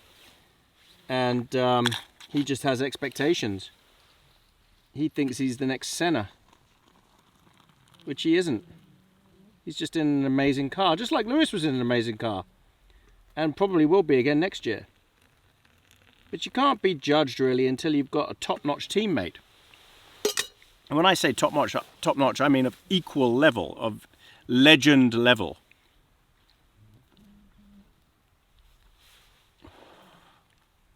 And Max hasn't had that. Lewis hasn't had that. Lewis has had Jenson Button as a teammate, but that's about it. That's as close to, I mean, he was a world champion. He's had Alonso as a teammate, and he did very well against Alonso. And Alonso is considered a bit of a legend. So go figure. Max hasn't had any of that. He's just had a great car. And clearly given team status number one. And he was asked to move over to let Checo through, Perez, to secure second place in the World Championship. After he let Max through.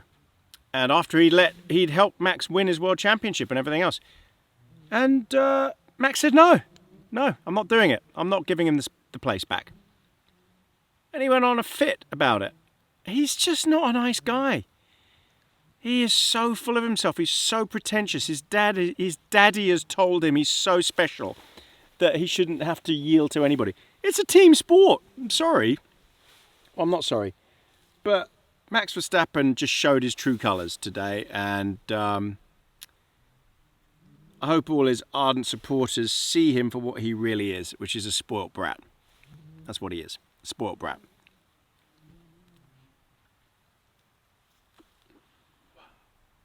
Anyway, that's enough Formula One. It's a silly sport, and it's getting sillier. What else was I going to talk about? Let's have a look. Because I've forgotten. Oh, God. A couple of bits of politics. I don't really want to talk about them, but just because some people are going to be put off, some people will be pro it, and I can't win. I cannot win. And then some people say, well, just don't say anything. It's like, but if you don't say anything ever, then it just gets boring as well. You've got to have a voice. Everyone's got a voice. Everyone's got an opinion. Like that last video or 2 videos ago I did, I gave my opinion about Rishi Sunak and Conservatives. And to be honest, I only got a couple of really nasty comments saying, you have no idea what you're talking about, blah, blah, blah, blah, blah, that's it. Because they had their facts, and that was it. And I was wrong. Period. They were right, I was wrong. Woke is correct. You don't know what you're talking about. And this is from like college kids. I tried to explain, look, I'm 50 years old. I've lived on this planet and lived all over the world. I'm a brown guy that's gone through racism and everything else. So please don't lecture me about what it's like. Anyway, he disappeared. Didn't say anything after that. So, goes to show. So yeah, I'm a human being. I've got opinions about things. And it's just opinions. It doesn't make anybody a bad guy just because they disagree with you or they've got a different political agenda or different political beliefs. It doesn't, honestly. You can all learn to get along. So US midterms have happened and there wasn't a red wave.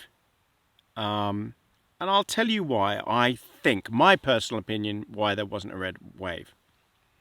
Things just haven't got bad enough yet. Things haven't got bad enough yet. There's, well, the appearance is there hasn't got bad enough yet to justify bringing in the Republicans, which at the time, the day of probably voting for these midterms, looked like Trump was going to run again and have the full backing and support of the Republican Party, which he probably, by the time this video comes out, I don't know. Who knows? He probably hasn't. So this video could be completely wrong. I don't know. But whatever, it doesn't matter. And you don't have to write it in the comments because I can't see into the future, so I don't know what's about to happen. Anyway, only about a third of the population of the US like Trump. And when I say like him, they adore him. The rest mainly can't stand the guy and just don't want anything to do with him. And if that means backing the Dems in the midterms, even though the country's in a dire strait, then so be it. Just like a lot of people didn't like Hillary. And it wasn't that they were voting for Trump, it's they were voting against Hillary. It seems to be what people do nowadays is you just vote for the lesser of two evils.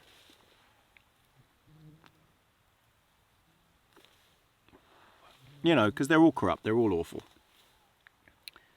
So I think the midterms was just a message that we don't want anything to do with Trump. That's all. Pretty simple. And I think things just, the perception is things haven't got bad enough yet to do anything about it. The trouble there is that they will get worse. And then it might be too late to fix it and you might end up in a long recession with a really painful recovery. Let's hope that doesn't happen, but I've got a horrible suspicion that things are going to get a lot worse now. Biden clearly isn't thinking straight. He can't communicate properly, and it's he's up against it. So I don't know where this is going. But I do like the look of Ron DeSantis, I have to say. Sorry. I hope that doesn't offend anybody. I'm not here to cause offense. I'm just airing my opinion. So please don't get cross. Please don't get angry if you don't agree, or you don't like Ron DeSantis and I'm going to unsubscribe you, blah, blah, blah, blah. Come on. Come on. We can all just chit-chat, can't we? Because if we can't have different opinions, wouldn't it be boring if everyone just thought exactly the same all the time? And as you get older, you change your views on the world and you change your views on priorities. Like priorities become looking after your family and putting food on the table and being safe to walk home at night. Priorities change as you get older. So, you know, not everybody has the same priorities through their life. They just don't. It's just the way it is. So yeah, I like the look of Ron DeSantis just because I like the fact that he's quite boring and he works hard and he's anti-woke. Cheers, everybody.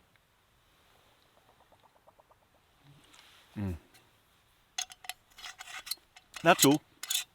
That's simple. Nothing else. Elon Musk and Twitter. Well, he's finally done it. He's got Twitter, and so far he's made a complete hash of it. He's making such a mess. But you know what? He's trying. So he's trying lots of different things, and he's just going for it. But it turns out that he is making quite a mess. He's not used to having to deal with advertisers. That's the problem with Elon Musk. His businesses don't, SpaceX, Tesla, they don't rely on advertising at all. This is the first time he's been involved in a business, actually, that relies solely on advertising for its revenue. And boy, oh boy, has he learnt the hard way that if you piss off advertisers and the people that they're trying to sell to, then they'll just cut you off. And then you've got no money. No money. So he's learning the hard way there. So hopefully he'll just get a CEO in who will fix all the damage and do some of the good that he was trying to do. Fingers crossed. I don't know. Let's hope he does. Because we want it to be a success. We want Twitter to be a success. We need it to work so that we've got somewhere to, see facts and have a debate. Town hall, as he called it. So let's hope it works. We've got to give him a chance. Whether you like him or loathe him, he's trying. The comments section. Wow. Look, I'll be honest with you. I'm this close now. This close to disabling comments. And probably not for the reasons you think. Not because of trolls. I don't care about the trolls. They're idiots. Most of them have the intelligence of a teaspoon. Living in their mum's basement. No, I couldn't care less about the trolls, honestly. And the nasty comments, I just block them. I get rid of them. Because they're a different type of troll, living in a basement. Those ones that are just completely rude and say horrible, nasty things, they're just pond scum. I just report them. I don't care. That wouldn't make me block comments, no. No. The reason that I'm thinking of blocking comments is because of these scam and spam bots. Now, you probably haven't seen much of it in the comments section because I'm working so hard to remove them and block them, and everyone is suffering from this problem right now, and YouTube has not done anything about it. Nothing to help. Hasn't even commented on the problem. But it is now, it's just got to the point where every single message will get spammed or scammed 5, 10, 20 times. Every comment. And I can't keep up, and I can't deal with it. I'm spending hours a day just cleaning up the comment section. So I don't know what to do. I don't know what to do. Do I just not check comments at all anymore? Just leave the comment section to be totally free to do what anybody wants to do, and honestly, it will just be overrun by the spam and the scam comments. The Telegram stuff, you've won a prize, congratulations. Pretending to be me with even my logo and everything. Faking even the tick mark. It's incredible what lengths they go to. And even on the community posts, it's the same. They'll do the same thing. They are subscribing because they're seeing it on the community posts. So these bots, they're wearing me down. And, I don't have a team. It's just me. And I don't know if I can keep doing this. So you let me know. What do you think? Because it's got to be one or the other. Because I don't have time to manage it anymore. It's taking way too much time. It's way too stressful dealing with it. So what do you think? Do I either disable comments like Outdoor Boys, Luke at Outdoor Boys does? He doesn't have any comments allowed on his. He has a separate chat room in Discord, actually, which works very well for him. If that's something that you'd rather do, then fine. Or do I just forget it and just let him run amok and you will get bombarded with replies to your comments saying, congratulations, you've won this, or contact me, or text me, or telegram me, and blah, blah, blah, blah, blah. I'm hoping people are smart enough to ignore those and to realize that they are a scam, and it is not me. So you tell me, what would you rather? Be able to comment, but know that you'll get a whole load of responses from scams and spams? It will not be me. It will never be me. Because I'm not going to respond if all that stuff is in there. I'm not going to read the comments. Because it clogs up my entire day. I mean, thousands. It's impossible to manage. So let me know, please, because it's a nightmare.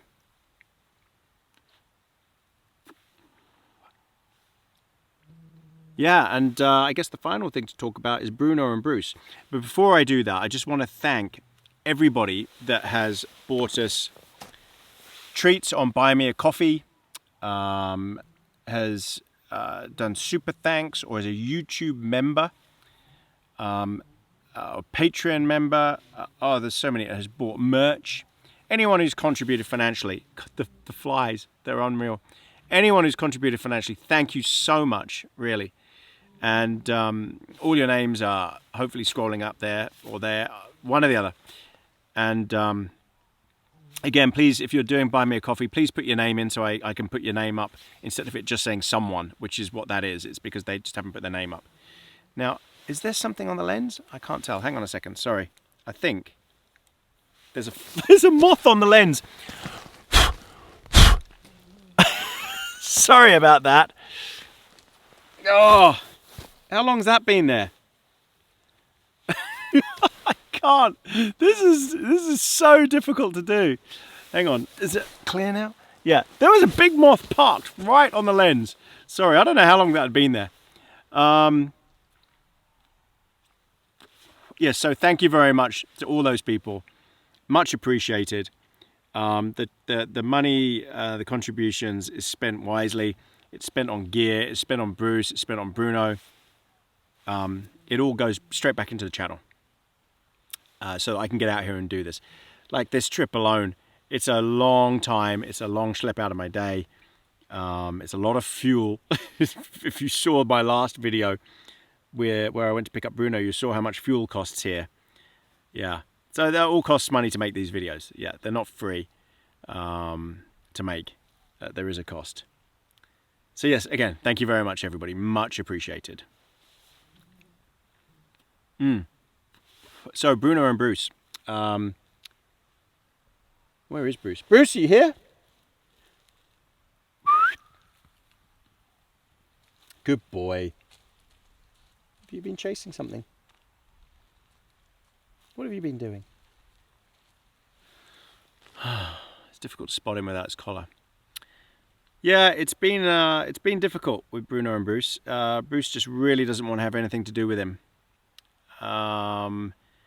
And yet it's so sad to watch because Bruno is desperate to make friends with Bruce, and he's got this gorgeous little puppy face, and he creeps up and he gets as close as he can to Bruce and just lies there or whatever. And Bruce will snap at him or something. It's got better. It's got better since yesterday. It's got better. So we'll see. Look, fingers crossed. It will get better. It just takes time. It takes a long time to sort. Will you be seeing Bruno anytime soon? Maybe. Only if it's safe to do so and his vaccine is in, he's healthy, he's fit. He's just a bit too small to be doing camping right now. Maybe another car camp. I could potentially see that happening. It depends if you all want him to come along. It will be both of them if we do. Otherwise, it will still be just me and Bruce. Hang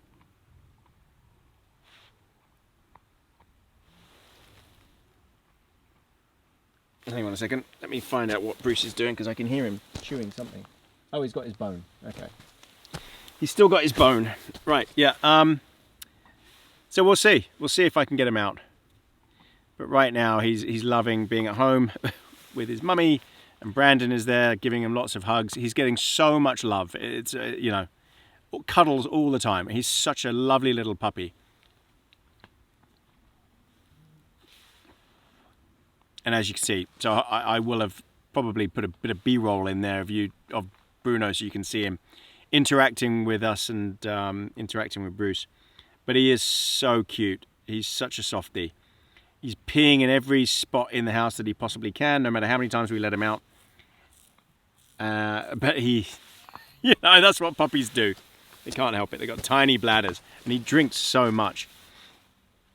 But yeah, he's lovely. So we will get him out. I've just got to work it all out. Yeah. I don't think there's anything else. I didn't really have a rant about anything there, did I? I guess just the comment section, but that wasn't really a rant. Cheers, everybody.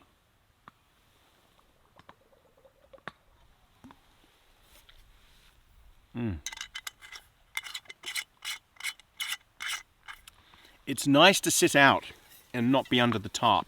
I'm always under a tarp. So this is nice.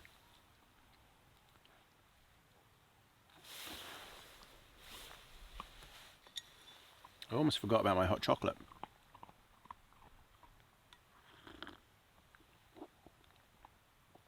Oh yeah, that's nice.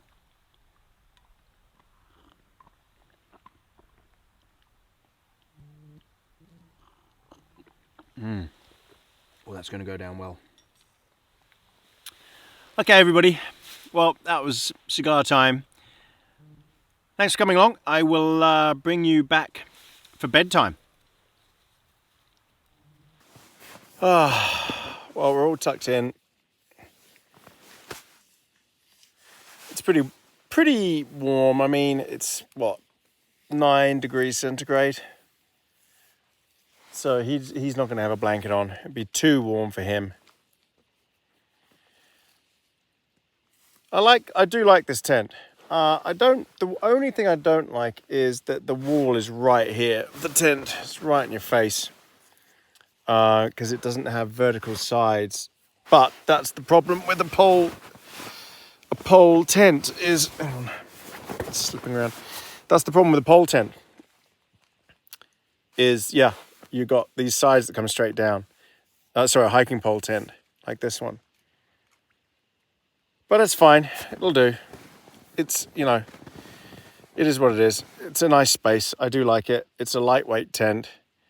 It's simple design, it's very easy to put up as you saw. And it's pretty sturdy for what it is, yeah. Alright, well, I'm absolutely exhausted. He's absolutely exhausted, aren't you, Brucey? Hey, Brucey? Bruce? Hello? You're tired? Okay. Right, we will catch you, unless something happens in the middle of the night, which I hope not. It's very calm out there, clear sky. We'll see you in the morning. Night, everybody. Night, Brucey. Night.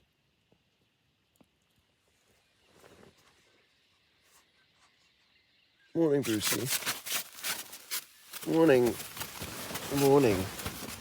Oh my gosh. Morning. He's going to bring the tent down. Lie down. Lie down. Not on my sleeping bag, though. Morning, everybody. Oh, it's early. What time is it? Oh, Brucey. It's like 5 something. But it's time to get up. I want to get up early and have breakfast early before all the sandflies come out, which won't be long. I had a great night. It's a bit chilly. Bruce was warm. All curled up. Look at all the sand, Brucey. Oh, the sand on his bed. Doing his down dog. You're covered in it. Covered in sand, aren't you? Morning. Did you have a nice sleep? I know you did. Right. Time to get up. Get breakfast on. See you out there. Oh, should we let you out, Bruce? Oh, look, it's so dusty that I can see the dust on the light. Oh, it's tricky filming this. This is not the easiest zip. Oh, he's going to walk under. There he goes. Just like that. And he's out. somewhere out there. Oh, it's thirsty. Straight to the lake. Gosh, the inside of the tent is really wet. Condensation and dew. All right, let's get up.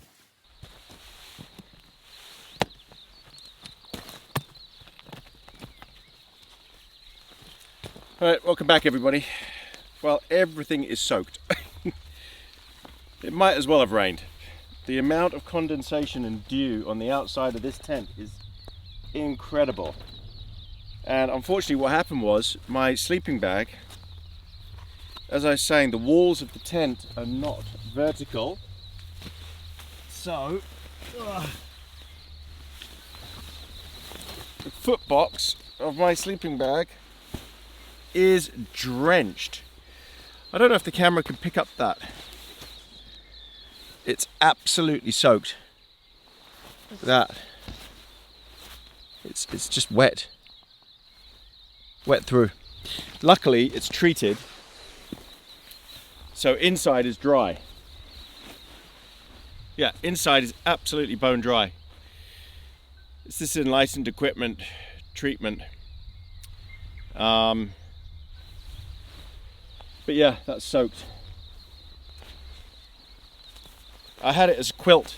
I didn't even have it zipped up as a sleeping bag all night. I think it's about 8 degrees centigrade. It is chilly. The sand flies are just going to start coming out. I've got a feeling they're going to be hungry. It's just a bit too cold for them right now, but once it warms up, they'll be out. So the sun is going to come up over there, and I think this spot will get it quite late. So nothing's going to dry out, which means it's going to be a wet pack down. Okay, you know what? We need coffees, we need breakfasts. I know Bruce is desperate for his breakfast. My chair is soaking wet, so I've had to dry that down. I've got my waterproof jacket on it, because I left it out last night, so it's quite wet. I have wiped it down. I think the best bet is, yeah, just sit on my jacket so I don't get a wet backside. That'll work. Okay, let's open this up. Hi Brucey, I know you're excited for your breakfast. Hang on. Oh, it's wet, so wet. Yeah, so it was pushing, my sleeping bag was pushing against the inner, which was pushing against the outer, which let the water through. It's just going to stop drips, it's not going to stop that much.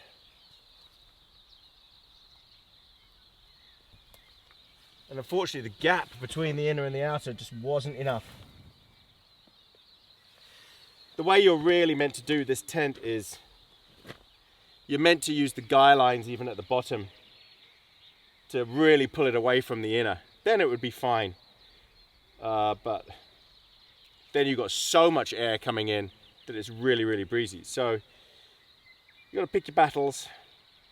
It's not that big a deal. Okay, let's get coffee on.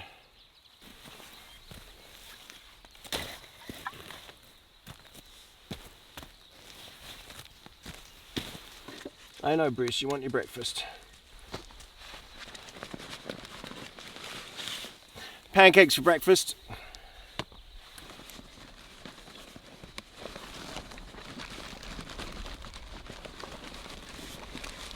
Right.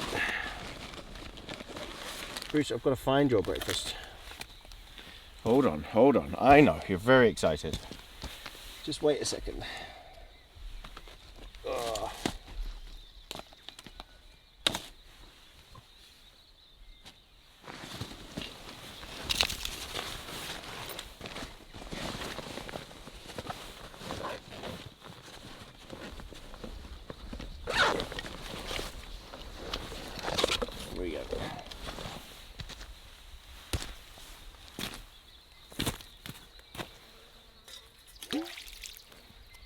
I don't know why I bothered putting water in a bowl for him.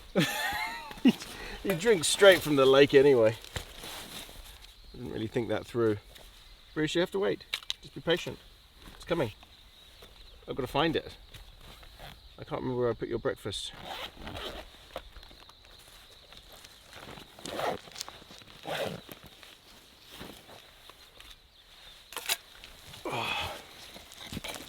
Oh, it is chilly. It is chilly. Hang on, Brucey, just wait a minute. It's coming. Here it is. It's coming. Whew. God, I might have to put my beanie on.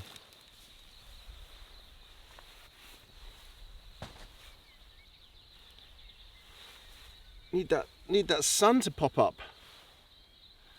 I don't think the sun's gonna come out for another couple of hours though.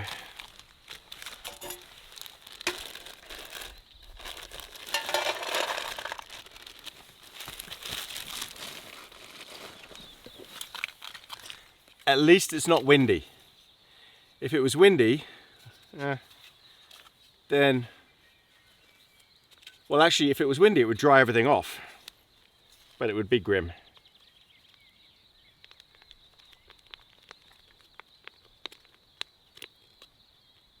And I'm quite happy not to do grim on this one, because I think my next one is grim. That's the forecast.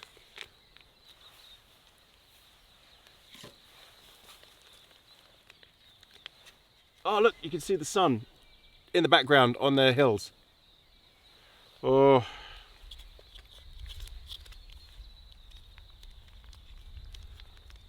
It's always coldest just before dawn. So I was warm last night. I didn't have my sleeping bag zipped up. I had it as a quilt. But it's a great bag. I mean, that's designed for 20 degrees Fahrenheit. What is that? -6, something like that. So it was perfect for last night, what I needed. I know, this is what you've been waiting for, isn't it?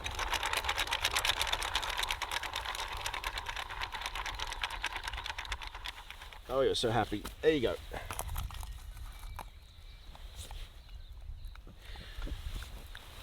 Okay. My turn.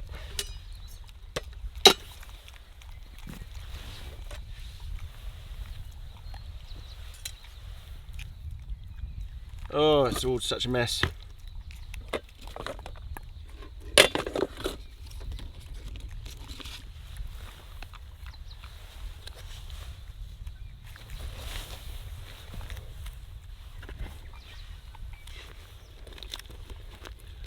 So we were woken up by some ducks, paradise ducks, quacking away very loudly right next to the tent. And Bruce was not happy, he was growling.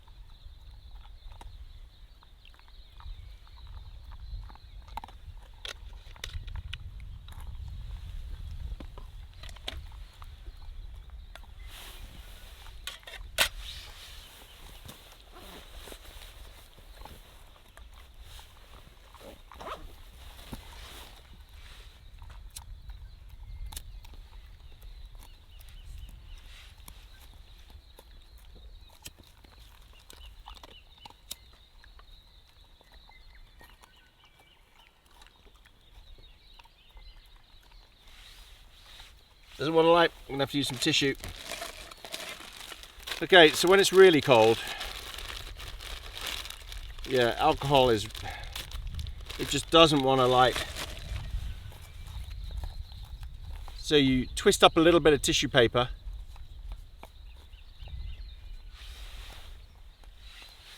dip it in the alcohol, like that instead, like so, and then plonk that in. And I plonked it in too much, so it went out. Oh God, I'm struggling this morning. Come on, get it together. Let me try that again.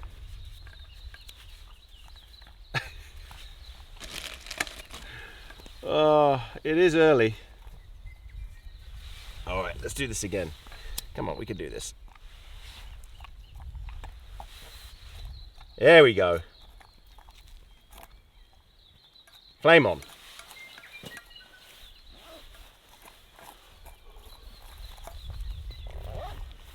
Oh, oh, that is chilly.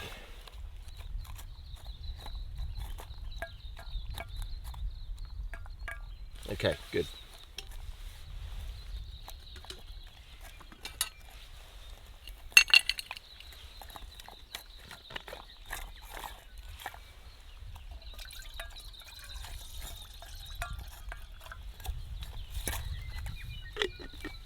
Wow, he's demolishing that food.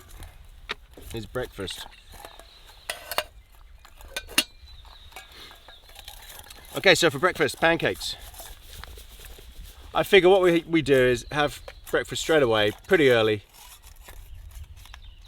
Because I don't know how long it's going to take for that sun to hit this spot.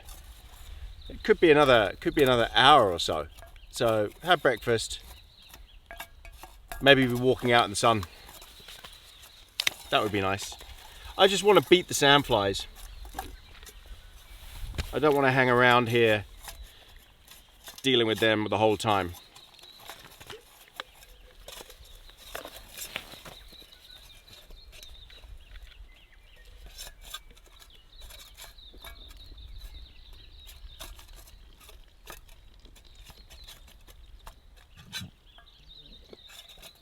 Bruce, making so much noise.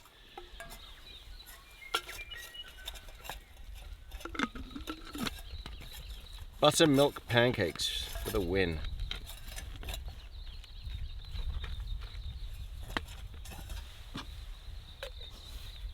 Is that nice? Nice breakfast, Bruce. Hmm?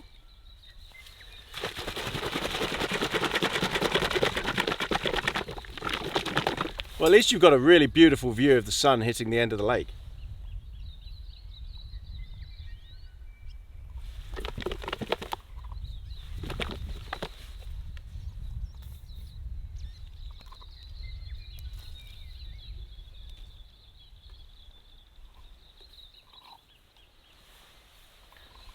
Tiny bit more water.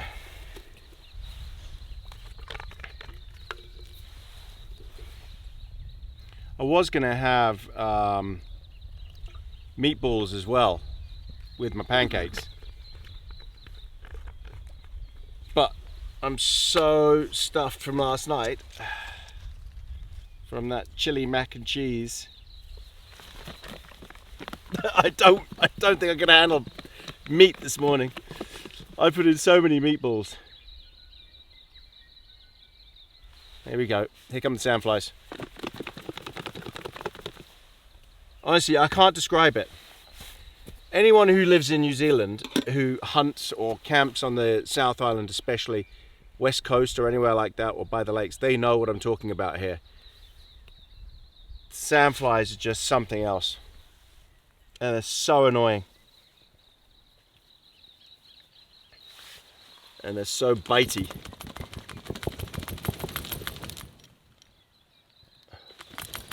Wow, it's just streams of water coming off the tent.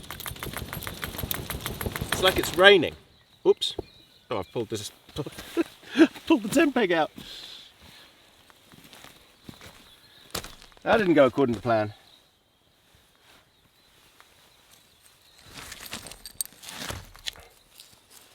Yeah, don't pull your tent peg out when you do that. I hope you didn't come on here looking for expert advice. I screw up just as much as the next man.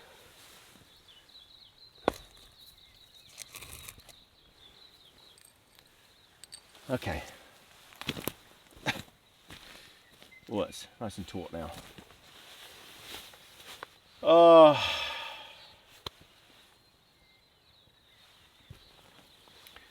Right.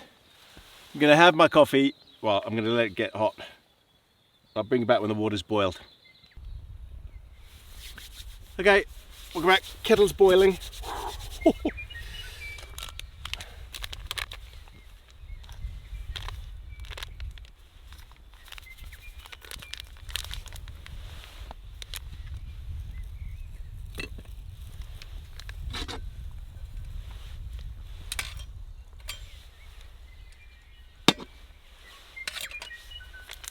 Oh, let's get coffee on. Oh. Avalanche coffee, please fix your packets. They're flipping awful. It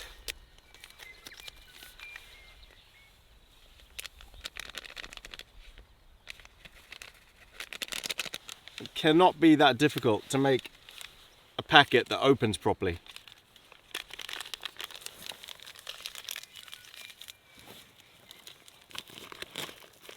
That's what happens when you go to the cheapest bidder for your materials.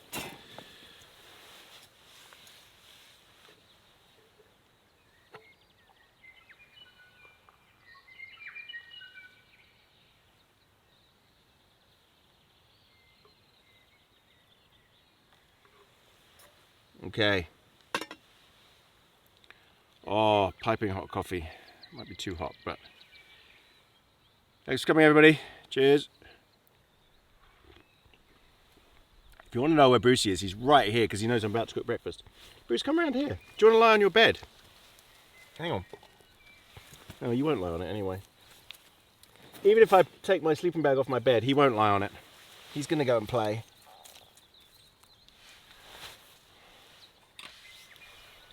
Okay, let's top this up.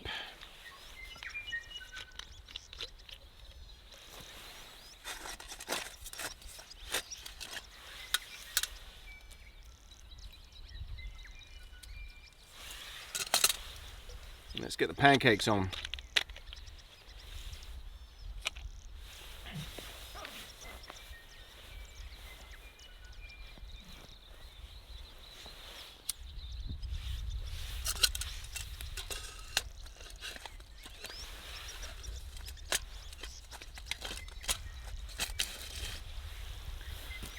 No deer sign around here.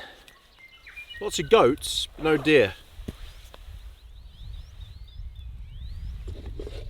Quite surprised by that. If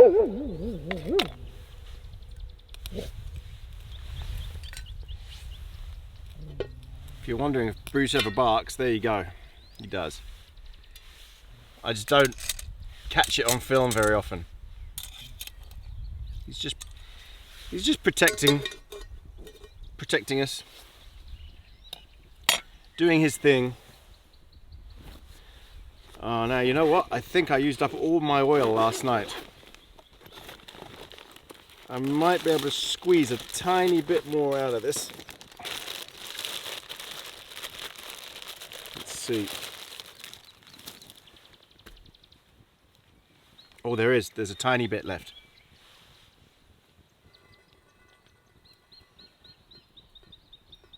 Okay. I mean, it's a non-stick pan, so it's the Trangia non-stick pan, so it should be all right.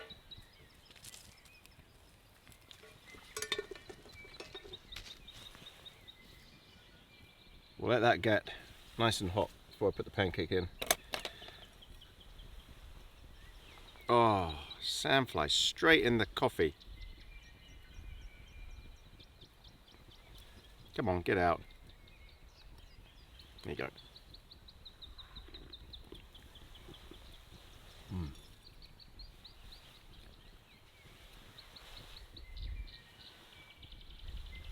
Thermocell. I don't know how bad it would be if I didn't have this as well.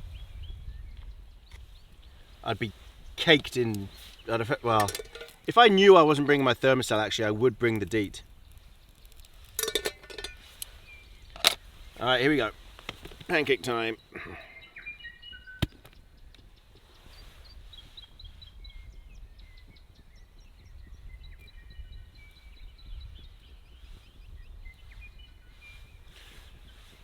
I know you're meant to make mini pancakes, but I just want one big one.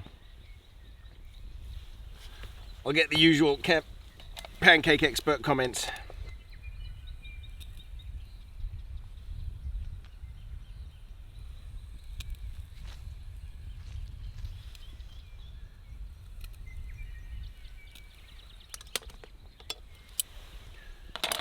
What time is it? I tell you, it's early. It's 20 past 6.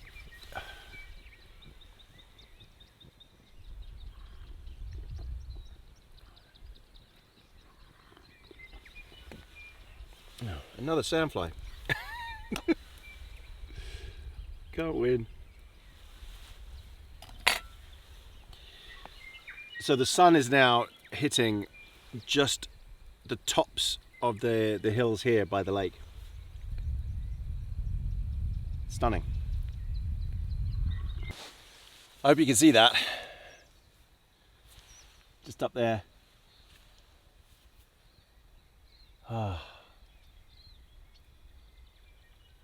What a beautiful spot.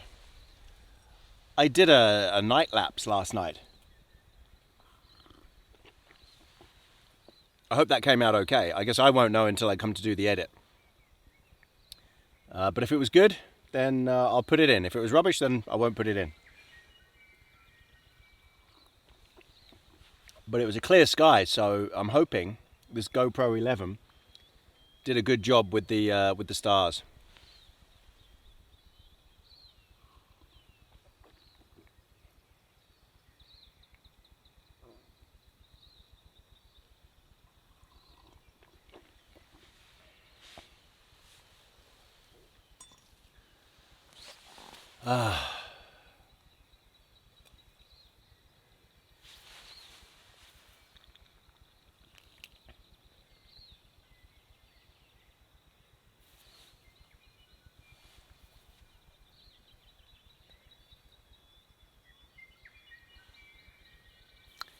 You see, the sandflies don't bother Bruce at all.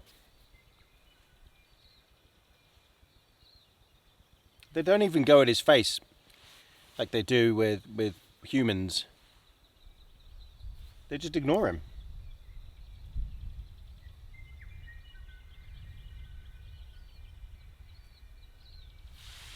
And how he can lie on the cold floor like that and just not care, I'll never understand him.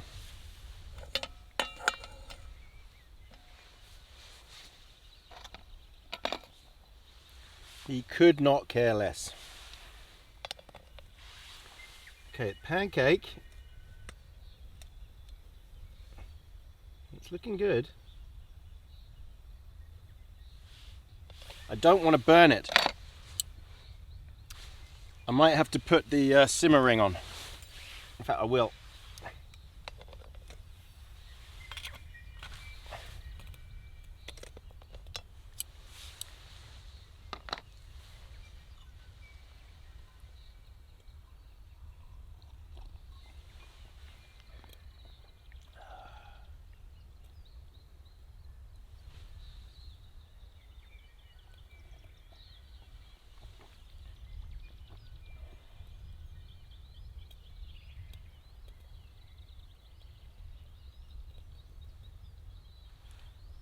I wish I'd brought my drone down with me now. It's in the car. What I'll have to do is when we're driving back, I'll get the drone out and send it over here just to sweep over the lake, just to show you just how beautiful it is.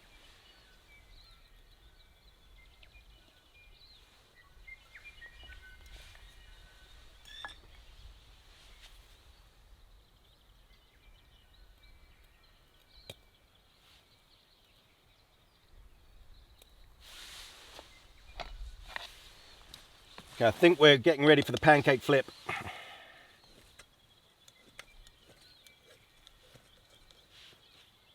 Yep.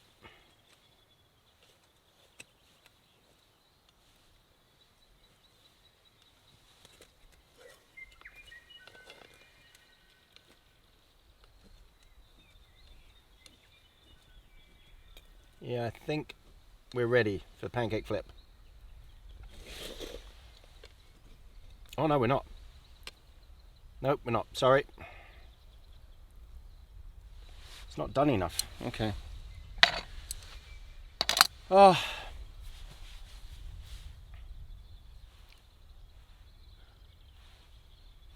You see what I mean about the light? This could take a long time to hit us because we've got quite a big hill here.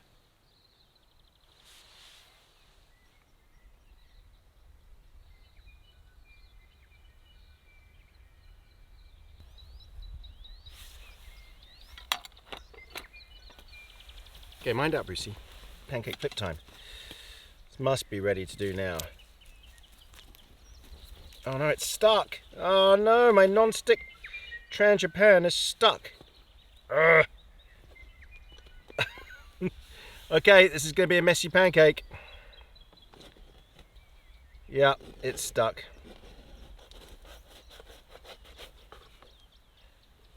That didn't last very long, this non-stick on this Tranjapan.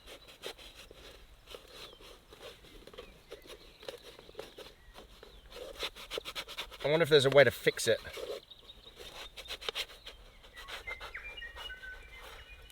Yeah, that didn't last.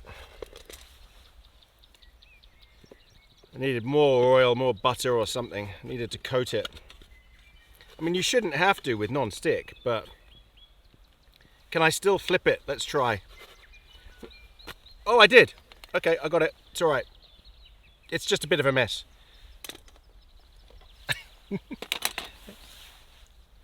Bruce, trying a bit of pancake. There you go. No. You don't want it?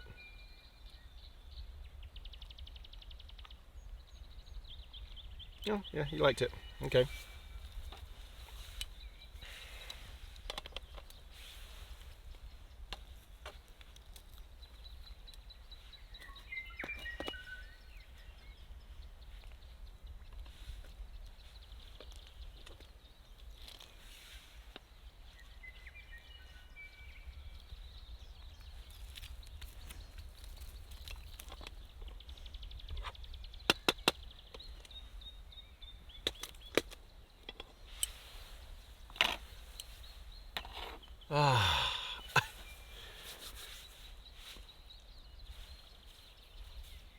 I tell you, last night I was so happy, except for the flies. But I'm just happy to have found this spot. I think in winter it could be pretty epic here, especially if there's snow up the tops here. And it does snow here at this spot. What are we at, 700 meters? What did the hut say? I can't remember, 760 or 600 something? 700. So it does snow here, and it is cold. This is a freezing cold spot. But you could then have a fire. It would be very nice. You are quite shielded from majority of the wind. Winter's usually calmer anyway, less windy than spring and summer. So I could handle camping here, yeah, because it's just so pretty. I've got it all to myself as well. Not too far from the truck. What was that, 35-minute walk down yesterday? It'll take me an hour to walk up. It'll be slower going because I've got all the gear. But that's not bad at all. Not bad at all. Right, I'll bring you back when this is ready.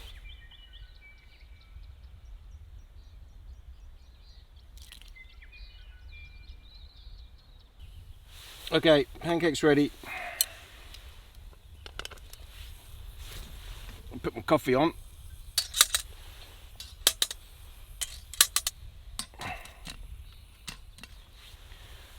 Steaming pancake. I might just eat this straight out of this. Yeah. Like that. Lashings of maple syrup.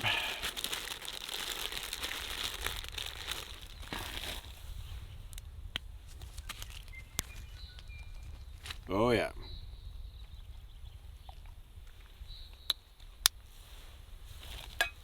There you go. Maple syrup and pancake. Oh. After all that meat last night, I'm ready for this. Hot, very hot. Oh yeah, it's just right. Just crispy enough.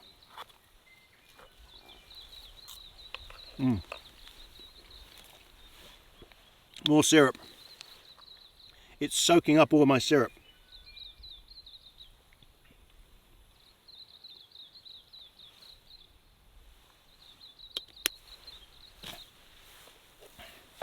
If you're outdoor, if you're cold weather camping,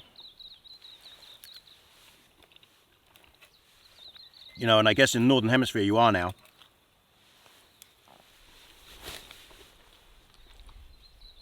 there are some things that will just make it a much more pleasurable experience. The right gear, a fire, and proper good food. Don't bother with rehydrated stuff. It's awful stuff. They'll sell it to you. They'll try and convince you, or you'll see it in the backpacking shops. Oh, you know, it's the right stuff to carry, but don't do it. It's terrible stuff. It really is. Every meal you'll be wondering why you did it. Convenient, but awful. And it's just not as an enjoyable experience when you're eating that junk. And it is junk. Freeze-dried food is... I've tried it. If you go back a few videos, I did a snow camp, a one-nighter, where I just used freeze-dried food.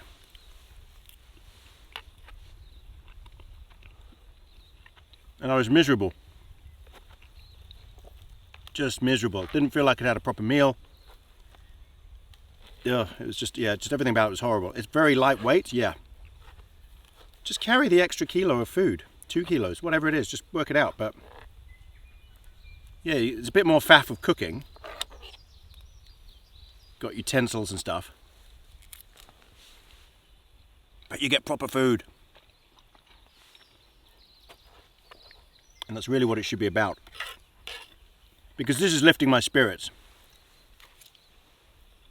And last night, even with those sandflies, even with the flies and everything, it lifted my spirits knowing I had a really good proper meal coming.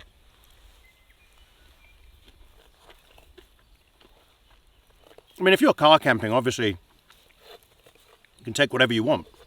But when you're wild camping like this, yeah, it really is worth it. And if there's a couple of you, you can share the load. Take a bottle of wine. You'll feel really good then. You know, just be careful drinking or while camping. Make sure you know what you're doing first.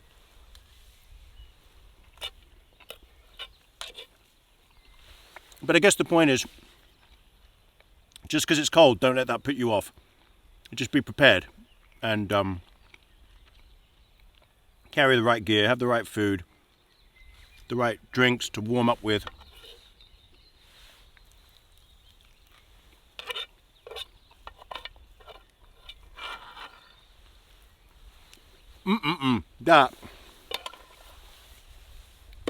That was delicious.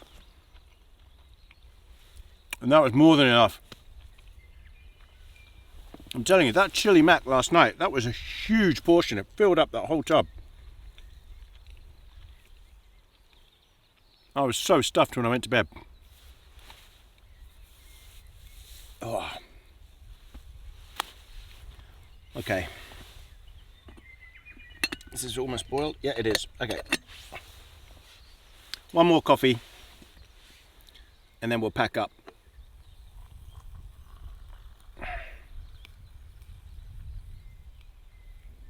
And actually walking out while it's still cool, much easier. Because once that sun comes up and it kicks in, it's going to be quite a slog going up that hill.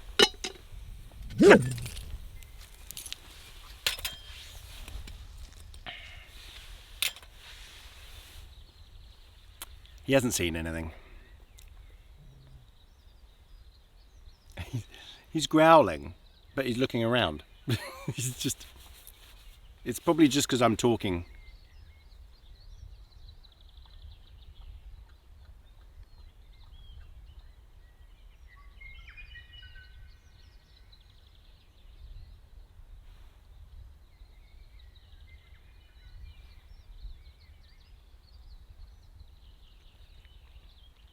think he might have heard a goat.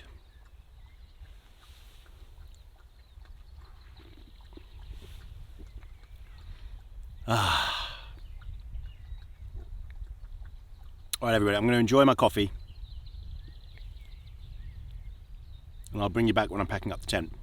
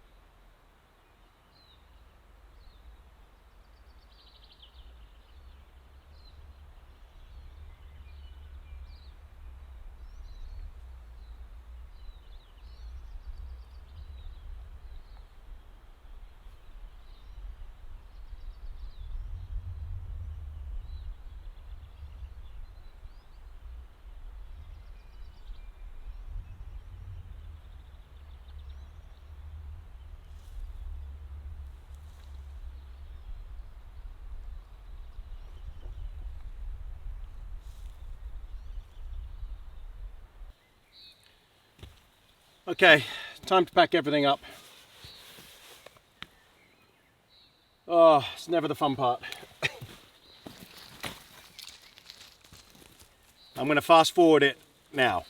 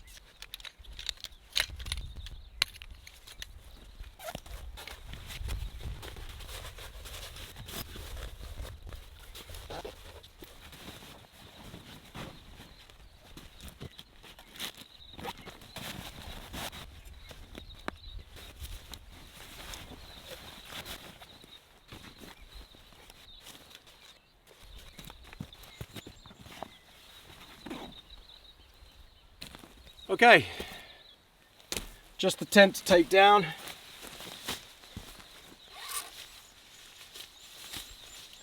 sopping wet tent. I'm going to get wet here, and then I will need to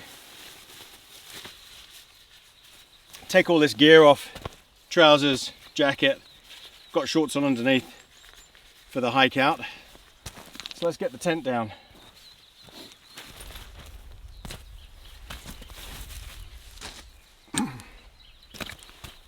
Gosh, it's just drenched. I don't know if the camera's picking that up.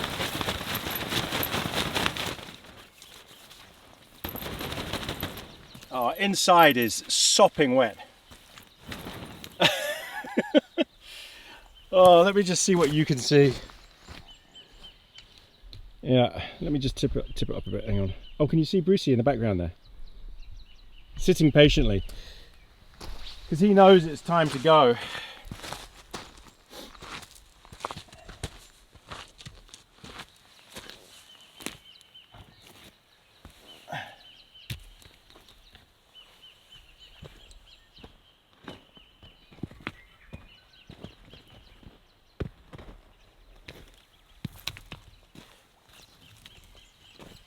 Okay, let's get the pegs.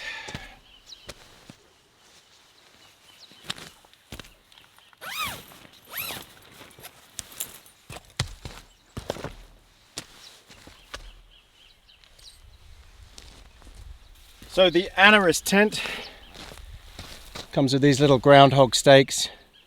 They're not bad, they're okay. Now one thing is, I've got to keep wiping the camera lens because the temperature has dropped so much. Is that better? Yeah. That it's fogging up the lens.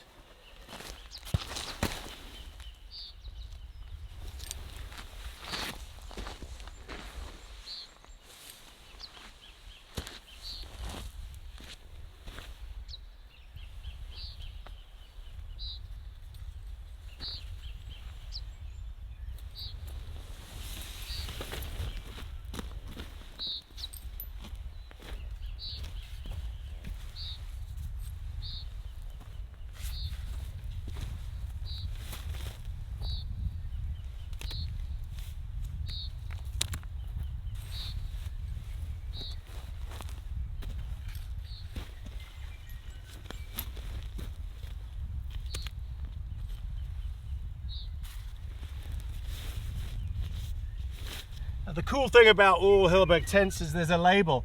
It tells you where it's made, it tells you who made it, the actual individual who's in charge of it and therefore did the quality control. So if there's anything wrong with it, you have to send it back,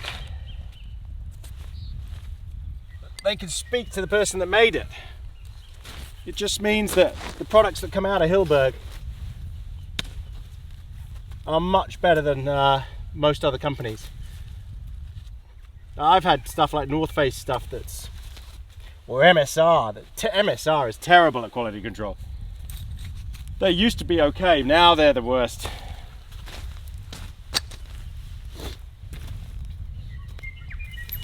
I used to recommend the Hubba Hubba tent, not anymore, just because the company doesn't care. They're so big now, they just could not care less. Oh, there's so much water.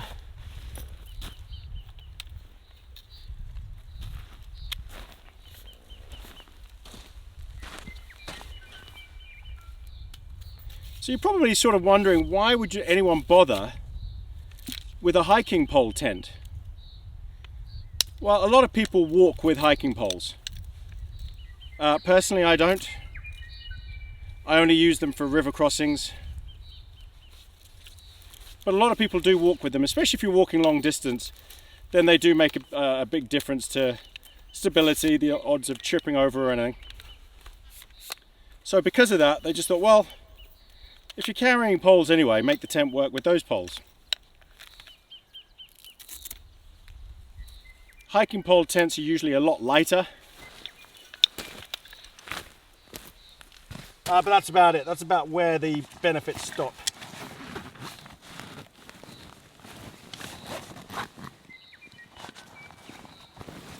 If you're walking and you forget or lose your hiking poles, then yeah, you're in trouble. Because most of them don't have the option of being able to be tied across trees or anything. Whereas this one, the Hillberg, does. You don't have to use the poles. In fact, I've used this without using the poles before. And it's got guy line attachments at the top that you saw that can hold the whole, take the weight of the whole tent. So when I get home, I'm going to have to open this all up and hang it on the washing line to dry.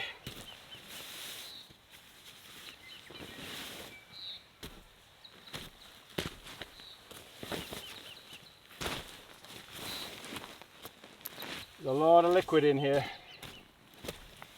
So it's going to be a bit heavier than it was.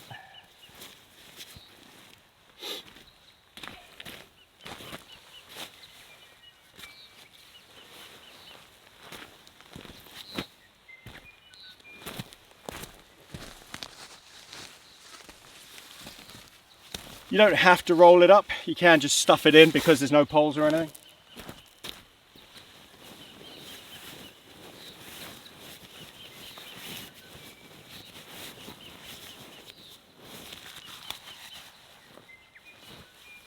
And the Hillberg tents have oversized stuff sacks.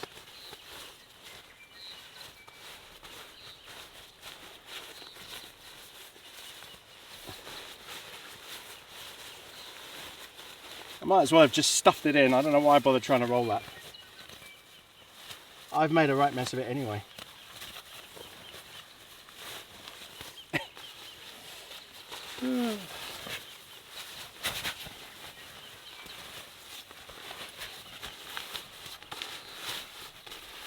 Packing this up in the rain would be awful. I've done so many pack-ups in the rain. The only advantage is, well, you've got a tarp, that's about it. But even then you've got to deal with that. So yeah, bit of condensation, a bit of dew, that's nothing compared to full-on rain. All right. No pegs, nothing. Okay, I need to get this gear off and I'll bring you back. Okay, welcome back. So everything packed up, ready to go. You know, I've changed my mind about this backpack. I do like the size and everything. It's just the quality is shocking. Everything is falling apart on it. Terrible. It's, yeah, quite a bit of junk in there that's just falling apart. Okay, so sight is clear, as you can see. Nothing left, no remains, no rubbish. Look at Brucey. Bruce, come here. Come on. He knows we're going. He's been sitting there the whole time waiting. This is his stalk mode. He doesn't want to come, he wants to go. Are you ready to go home, back to the car? Should we go? Come on then, let's go.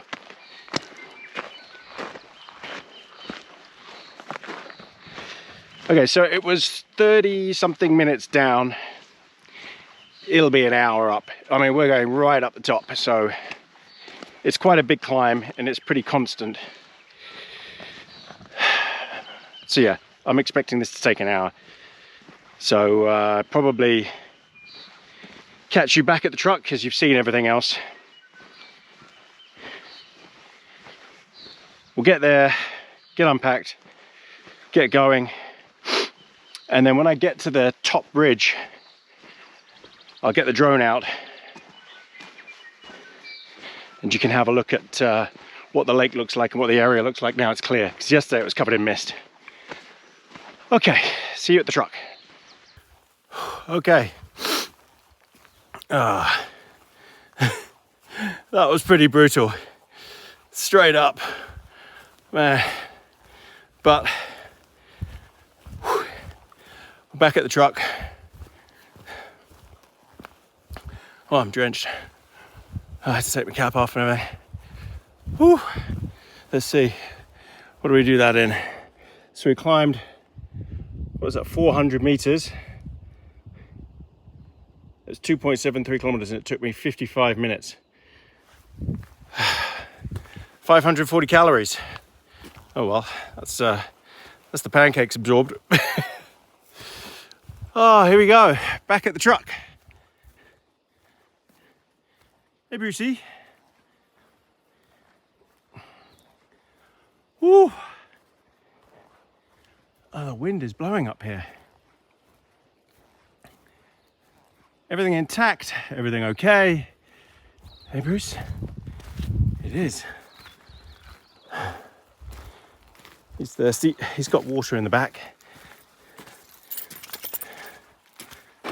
I get asked a lot about leaving the truck.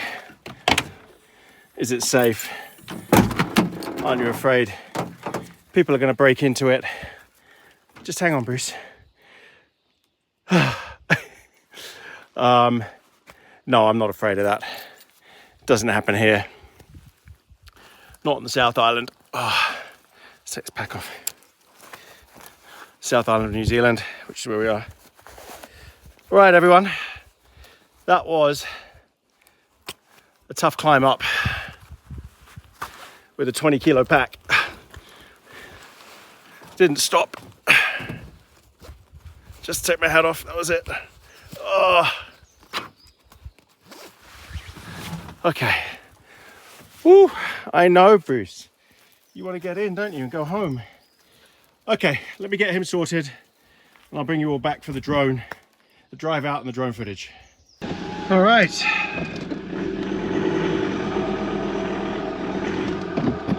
We are off.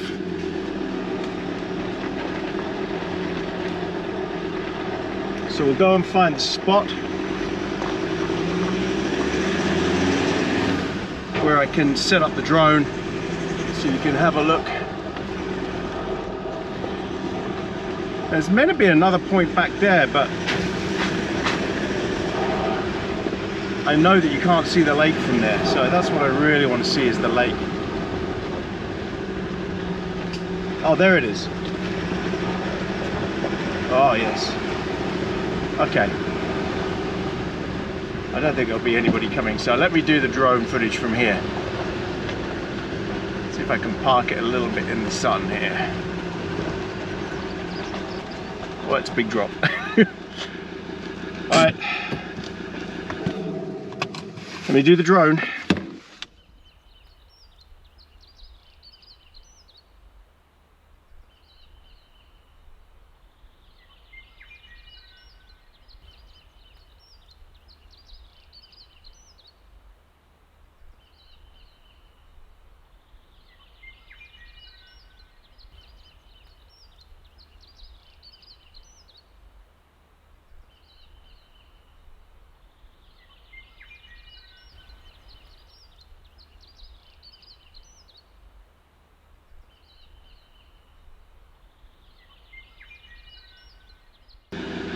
All right, let's get going. I hope you enjoyed that drone footage.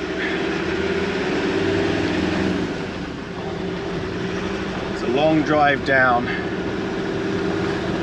What I might do is record the drive through the forest and do it in, I've got another GoPro set up, do it in time warp mode.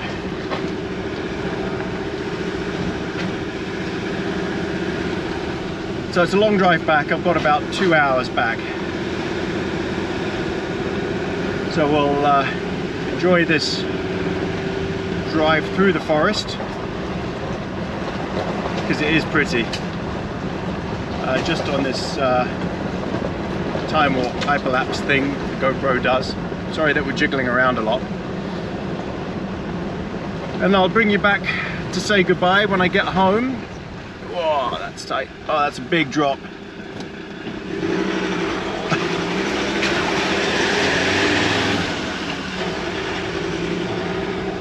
It's just amazing up here. Really beautiful views.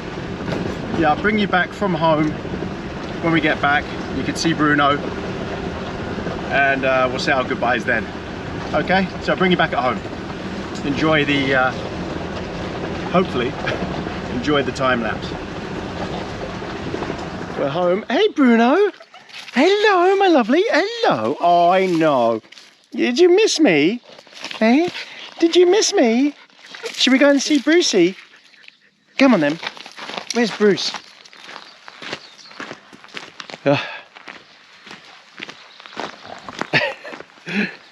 It's So Bruno hasn't seen Bruce yet. Bruce has probably seen, and Bruce won't be in a great mood. Come here, who's this? Bruno. Hey, Brucey. Hey, look who it is. Oh, don't give him that face. Hello. I know, he's desperate to play with him. All right. Well, I can't really, you can come down here. Oh, he's not happy. He knows the routine. He knows I'm going to sit here and say our goodbyes. So Bruno is just down here. Hello. And Brucey's not happy about it. All right, everybody. Well, it's been a great trip. Thanks for coming. Brucey, come on. Calm down. It's all right. I know. He wants to see his mummy as well. Thanks for coming, and we'll catch you on the next one. Thanks to everyone who's contributed and has given us likes and subscribes, and we'll see you on the next video. Thanks for coming, everyone. Bye. Bye, Brucey.